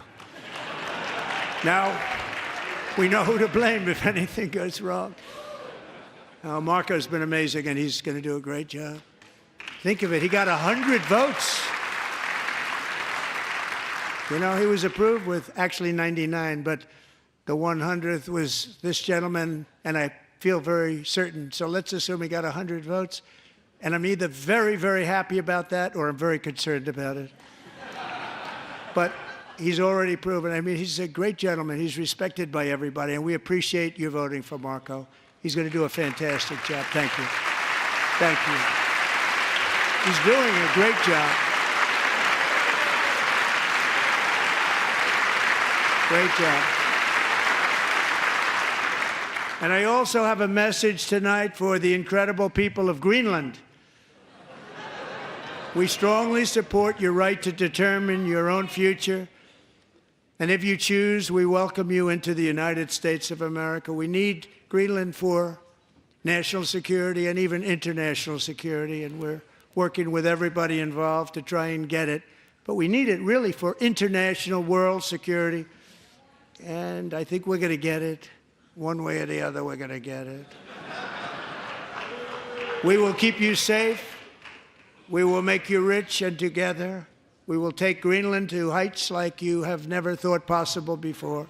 It's a very small population, but very, very large piece of land and very, very important for military security. America is once again standing strong against the forces of radical Islamic terrorism. 3.5 years ago, ISIS terrorists killed 13 American service members and countless others in the Abbey Gate bombing during the disastrous and incompetent withdrawal from Afghanistan. Not that they were withdrawing, it was the way they withdrew. Perhaps the most embarrassing moment in the history of our country. Tonight, I am pleased to announce that we have just apprehended the top terrorist responsible for that atrocity, and he is right now on his way here to face the swift sword of American justice.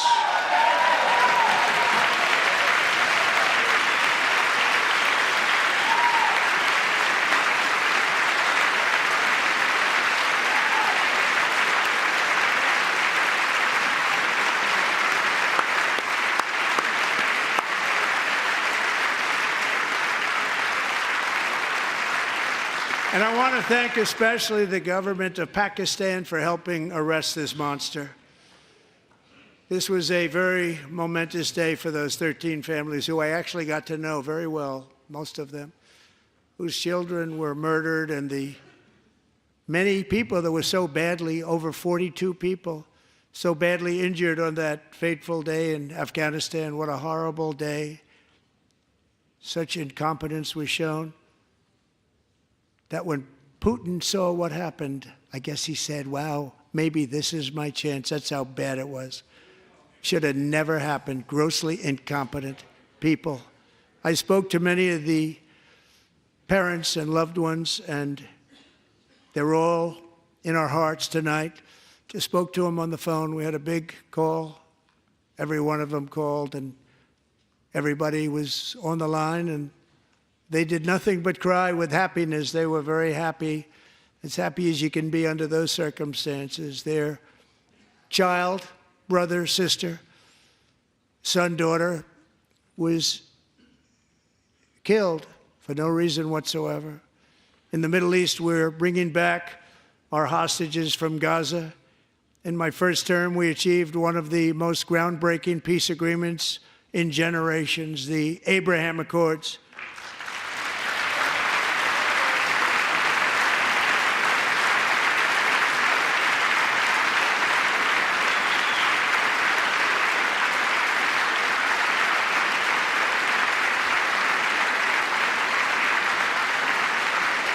And now we're going to build on that foundation to create a more peaceful and prosperous future for the entire region. A lot of things are happening in the Middle East. People have been talking about that so much lately with everything going on with Ukraine and Russia.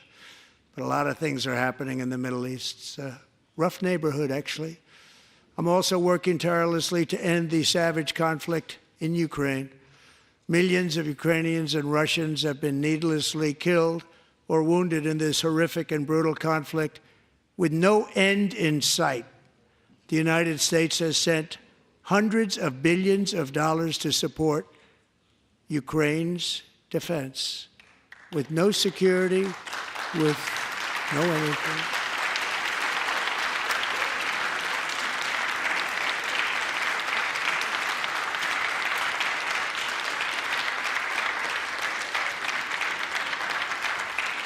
Do you want to keep it going for another 5 years?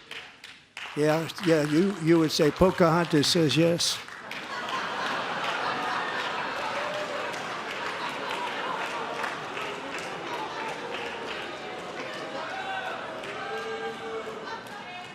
$2,000 people are being killed every single week. More than that. They're Russian young people. They're Ukrainian young people. They're not Americans. But I want it to stop. Meanwhile, Europe has sadly spent more money buying Russian oil and gas than they have spent on defending Ukraine, by far. Think of that. They've spent more buying Russian oil and gas than they have defending. And we've spent perhaps $350 billion, like taking candy from a baby. That's what happened.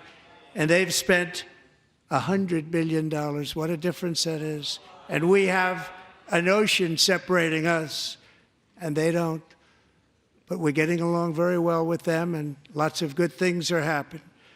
Biden has authorized more money in this fight than Europe has spent by billions and billions of dollars. It's hard to believe that they wouldn't have stopped it and said, at some point, come on, let's equalize. You got to be equal to us. But that didn't happen. Earlier today, I received an important letter from President Zelensky of Ukraine. The letter reads, Ukraine is ready to come to the negotiating table as soon as possible to bring lasting peace closer. Nobody wants peace more than the Ukrainians, he said. My team and I stand ready to work under President Trump's strong leadership to get a peace that lasts. We do really value how much America has done to help Ukraine maintain its sovereignty and independence. Regarding the agreement on minerals and security, Ukraine is ready to sign it at any time that is convenient for you. I appreciate that he sent this letter, just got it a little while ago. Simultaneously, we've had serious discussions with Russia and have received strong signals that they are ready for peace. Wouldn't that be beautiful? Wouldn't that be beautiful?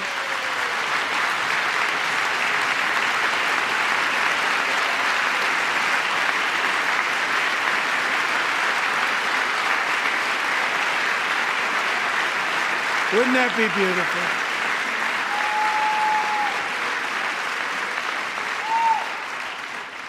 It's time to stop this madness. It's time to halt the killing. It's time to end this senseless war. If you want to end wars, you have to talk to both sides. Nearly 4 years ago, amid rising tensions, a history teacher named Mark Fogel was detained in Russia and sentenced to 14 years in a penal colony. Rough stuff. The previous administration barely lifted a finger to help him. They knew he was innocent, but they had no idea where to begin. But last summer, I promised his 95-year-old mother, Malphine, that we would bring her boy safely back home. After 22 days in office, I did just that, and they are here tonight.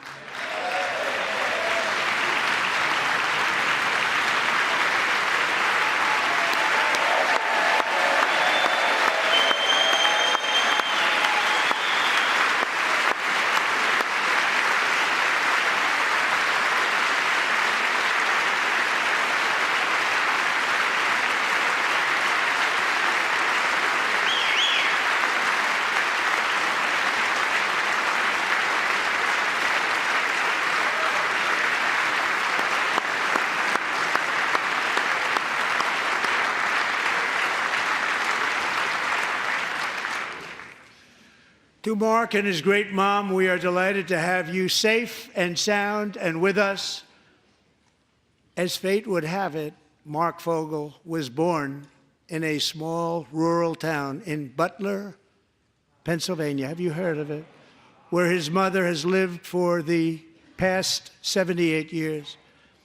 I just happened to go there last July 13th for a rally. That was not pleasant. And that is where I met his beautiful mom right before I walked onto that stage. And I told her I would not forget what she said about her son.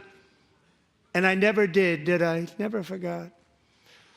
Less than 10 minutes later, at that same rally, gunfire rang out, and a sick and deranged assassin unloaded 8 bullets from his sniper's perch into a crowd of many thousands of people. My life was saved by a fraction of an inch, but some were not so lucky.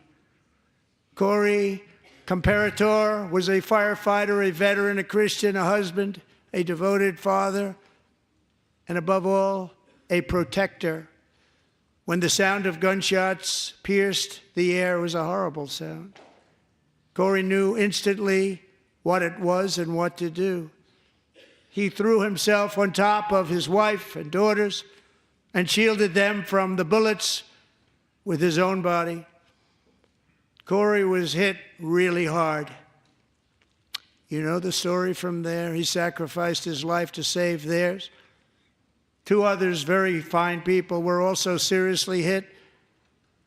But thankfully, with the help of 2 great country doctors, we thought they were gone and they were saved. So those doctors had great talent. We're joined by Corey's wife, Helen, who was his high school sweetheart, and their 2 beloved daughters, Allison and Kaylee. Thank you.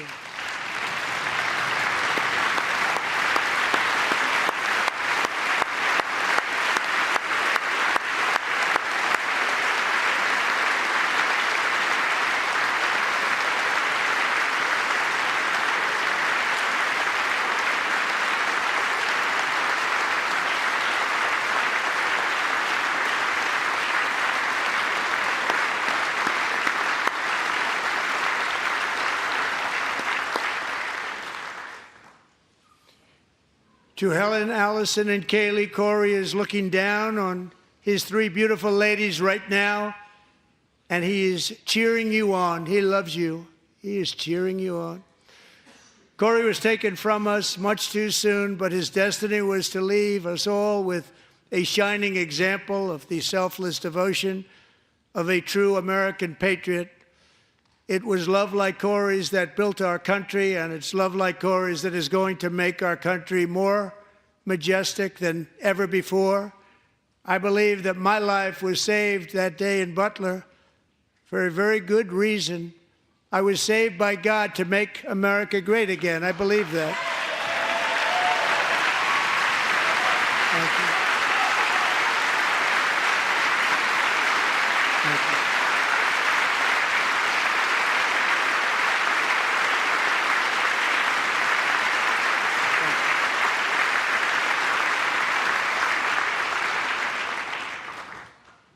Thank you very much. From the patriots of Lexington and Concord to the heroes of Gettysburg and Normandy, from the warriors who crossed the Delaware to the trailblazers who climbed the Rockies, and from the legends who soared at Kitty Hawk to the astronauts who touched the moon, Americans have always been the people who defied all odds, transcended all dangers, made the most extraordinary sacrifices, and did whatever it took to defend our children, our country, and our freedom. And as we have seen in this chamber tonight, that same strength, faith, love, and spirit is still alive and thriving in the hearts of the American people.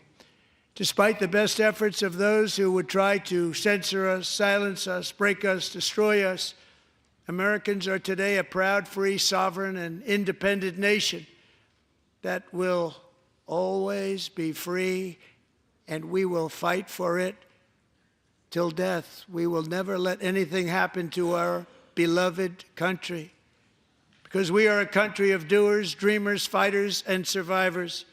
Our ancestors crossed a vast ocean, strode into the unknown wilderness, and carved their fortunes from the rock and soil of a perilous and very dangerous frontier. They chased our destiny across a boundless continent. They built the railroads, laid the highways, and graced the world with American marvels like the Empire State Building, the mighty Hoover Dam, and the towering Golden Gate Bridge. They lit the world with electricity, broke free of the force of gravity, fired up the engines of American industry, vanquished the communists, fascists, and Marxists all over the world, and gave us countless modern wonders sculptured out of iron, glass, and steel. We stand on the shoulders of these pioneers who won and built the modern age, these workers who poured their sweat into the skylines of our cities, these warriors who shed their blood on fields of battle and gave everything they had for our rights and for our freedom. Now it is our time to take up the righteous cause of American liberty. And it is our turn to take America's destiny into our own hands and begin the most thrilling days in the history of our country. This will be our greatest era. With God's help, over the next 4 years, we are going to lead this nation even higher, and we are going to forge the freest, most advanced, most dynamic, and most dominant civilization ever to exist on the face of this earth. We are going to create the highest quality of life, build the safest and wealthiest and healthiest and most vital communities anywhere in the world.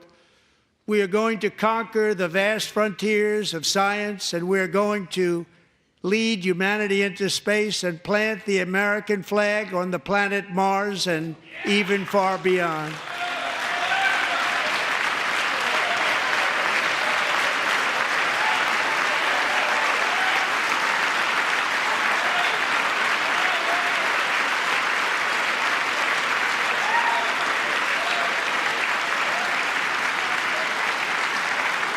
And through it all, we are going to rediscover the unstoppable power of the American spirit. And we are going to renew unlimited promise of the American dream. Every single day, we will stand up and we will fight, fight, fight for the country our citizens believe in and for the country our people deserve.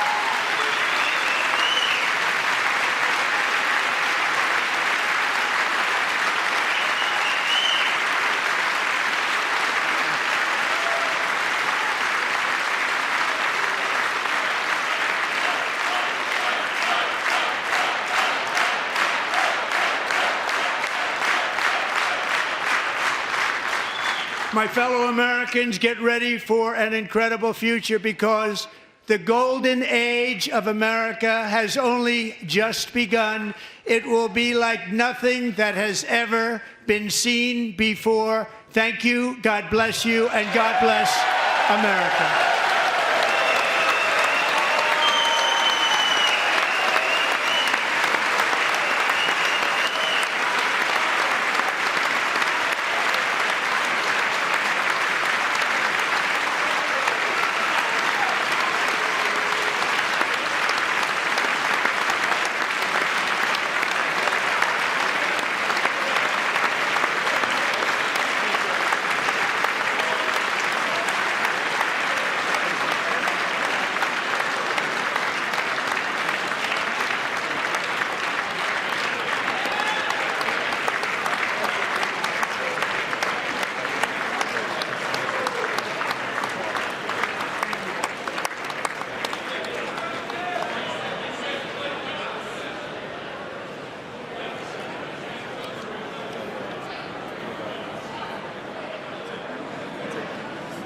Thank you very much. Great job. Thank you. Great honor. Thank you. Thank you. Get this place going, all right? Thank you, sir. Thank you. It's a great honor. Thank you. Thank you, Mr. President. Thank you very much. Yes, sir. Very much. Thank you very much. Appreciate it. Thank you. I see you teaching young people to love and well, I'm trying to. Great guy. Thank you. That's your favorite. Thanks. Thank you very much. Appreciate it. Howard. Thank you again. Thank you again. Won't forget. So good. Yeah, it's good. So good, sir. Thank you. Terrific, Mr. Really terrific. Really outstanding. Thanks. Thank you. Yes, sir. Thank you. Good job, Mr. President. Thanks. Thank you. Not just great speech. President, one of your best speeches. Thanks again, Mr. President. Thank you, Mr. President. Thanks for the phone call last night, too. Thank you. You know that. Thank you very much. I'll do it. Just give me the information. I'm not going to get it, please. Sorry. Thank you, everybody. Great speech. Great speech. Best speech ever. Yes. Good. Congratulations. Good job.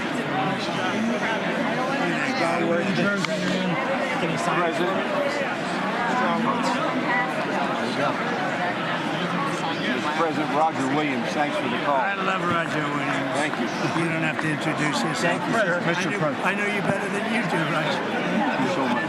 My great baseball. America Good is- job. Great job you're doing. America is back. Thank you so much, Welcome you Mr. back to President. Pennsylvania anytime, sir. They stood for. Thank you all. They stood for another country, not our country. That was phenomenal. It's sir. hard to believe, isn't it? That was fantastic, sir. That was Thank you very much. Thank you. quick selfie. Mr. President. Good job, Mr. President. Great job. Thank you so much. Great speech, sir. Great speech. Yes, sir. President back to Pennsylvania. Oh, they're just careful. I was standing on that. Absolutely. Oh, good. How you doing? All right? Did you get a chance to shake his hand earlier? Tell me, get a picture and shaking his hand or anything? You're good. Thank you very much. Let's do biofilm. Thank you, darling. Great, sir. Thank you. I love you. Best speech on the floor ever. Yeah, it was so good. Thank you So very good. much. Hey, you rocked it, Mr. President. We're with you. 100%. Crush. Thank you. Really good. It was Congratulations. awesome. Yeah. Best speech ever. Thank you so much. Fantastic. Mr. President, that was a great speech. That was awesome. God bless you. It was. Thank you. Great job. Let's go. Get down to that. You get down. Good luck. Yes, sir. Thank you. It's so great. Thank you, everybody. Good job. Thank you for mentioning God needs to help us. Thank you, Mr. President. True. Mr. President. Thank you. Thank you. Great speech. Great speech. Thanks for taking my call. Good luck. Yeah. My man. Thank you for standing You really triggered those people. Tremendous, Mr. President. Thank Somebody you. did. Thank you so much. Thanks for the beneficial ownership ban this week. That was Oh, a good yeah. thing. Thanks for mentioning farmers. Well, we love our farmers. Thank you, man. Thank you, Mr. President. You earned this night. Thank you very much. Appreciate it. Worked hard. Ass off, sir. Thank you, man. Proud of you. Thank you, Mr. President. Thank you so much. Nice to great again, brother. Thank you. You endorsed me. I'm here for you. I did indeed. You better believe it. Very well I done, did a good sir. endorsement. President, home run. Thank you very much. job. Killed it. Thank you, Mr. President. Thank you, everybody. You did great. Thank you. Good job. Thank you. Great to see you. Slam dunk. You're doing good. Thank you, sir. You did amazing, per usual. Thank you. I'll see you. Thank you. Yes, sir. Thank you. Go cheese. Thank you. Love you, Mr. President. Yes. Thank you, everybody. Look at this beautiful New congressman from Eastern Washington. We've never met. Oh, Michael that's Baumgartner. good. I was one of Mike Leach's best friends. Oh, that's He thinks good. very Oh, highly Mike of you. was- oh, he was great. Tremendous. He was a great guy. Great What a speech. Great Thank you. Thank you very much. Smith, Virginia. You did a great job. Yeah, thank you. Home run, Mr. Yeah, you're right. President. Home run. Home run. That was a good one. President, good to see you, sir. Good job. Good job. Thank you very much. Looking good. Look at him. I need to talk to you about some buildings, some public buildings. You let me know. I will. Thank you, sir. Mr. President. Gus, crazy.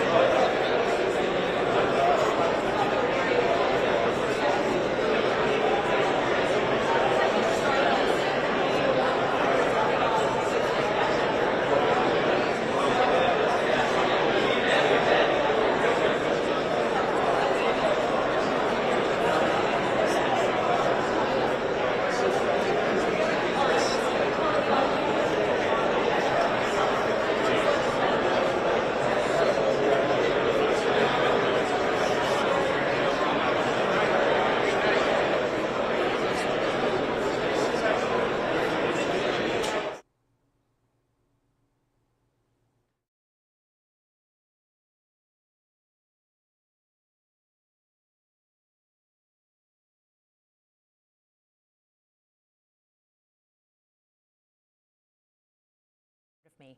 I'm the new senator from the great state of Michigan, where I grew up. I've been in public service my entire life because I happened to be in New York City on 9/11 when the Twin Towers came down. Before the smoke cleared, I knew I wanted to make a life in national security. I was recruited by the CIA and did 3 tours in Iraq alongside the military.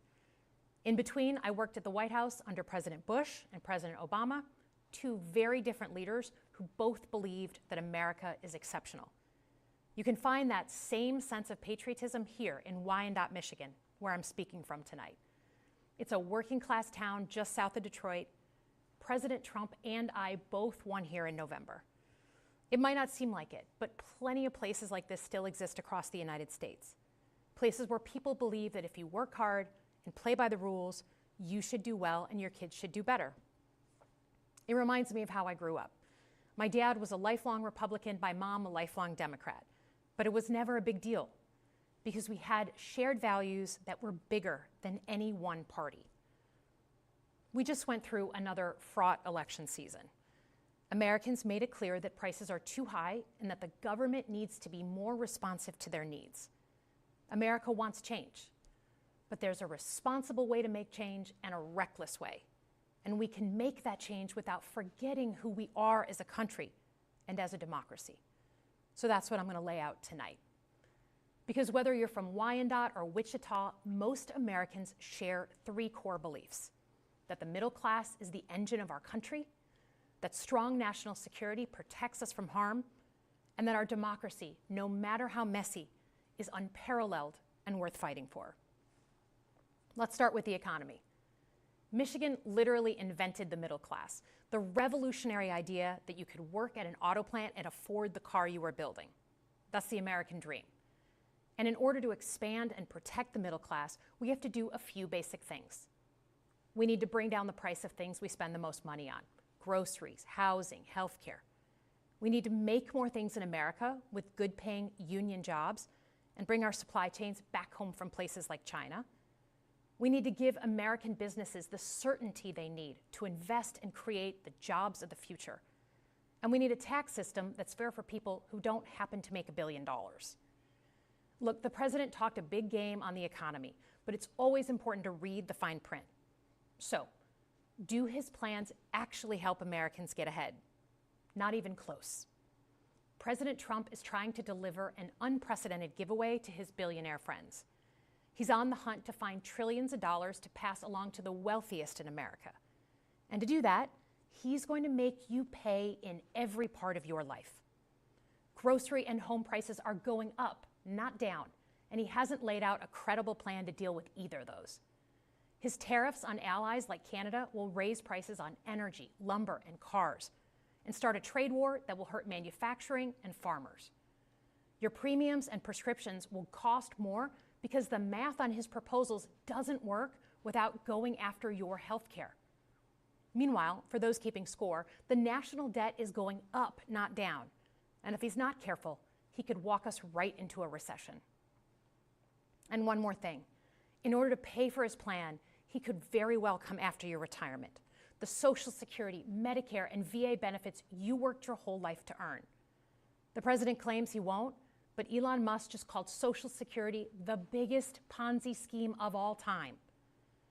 While we're on the subject of Elon Musk, is there anyone in America who is comfortable with him and his gang of 20-year-olds using their own computer servers to poke through your tax returns, your health information, and your bank accounts? No oversight, no protections against cyber attack, no guardrails on what they do with your private data. We need a more efficient government. You want to cut waste? I'll help you do it. But change doesn't need to be chaotic or make us less safe. The mindless firing of people who work to protect our nuclear weapons, keep our planes from crashing, and conduct the research that finds the cure for cancer, only to rehire them 2 days later, no CEO in America could do that without being summarily fired. Okay, so we've talked about economic security. How about national security? Let's start with the border. As someone who spent my whole career protecting our homeland, every country deserves to know who and what is coming across its border. Period. Democrats and Republicans should all be for that. But securing the border without actually fixing our broken immigration system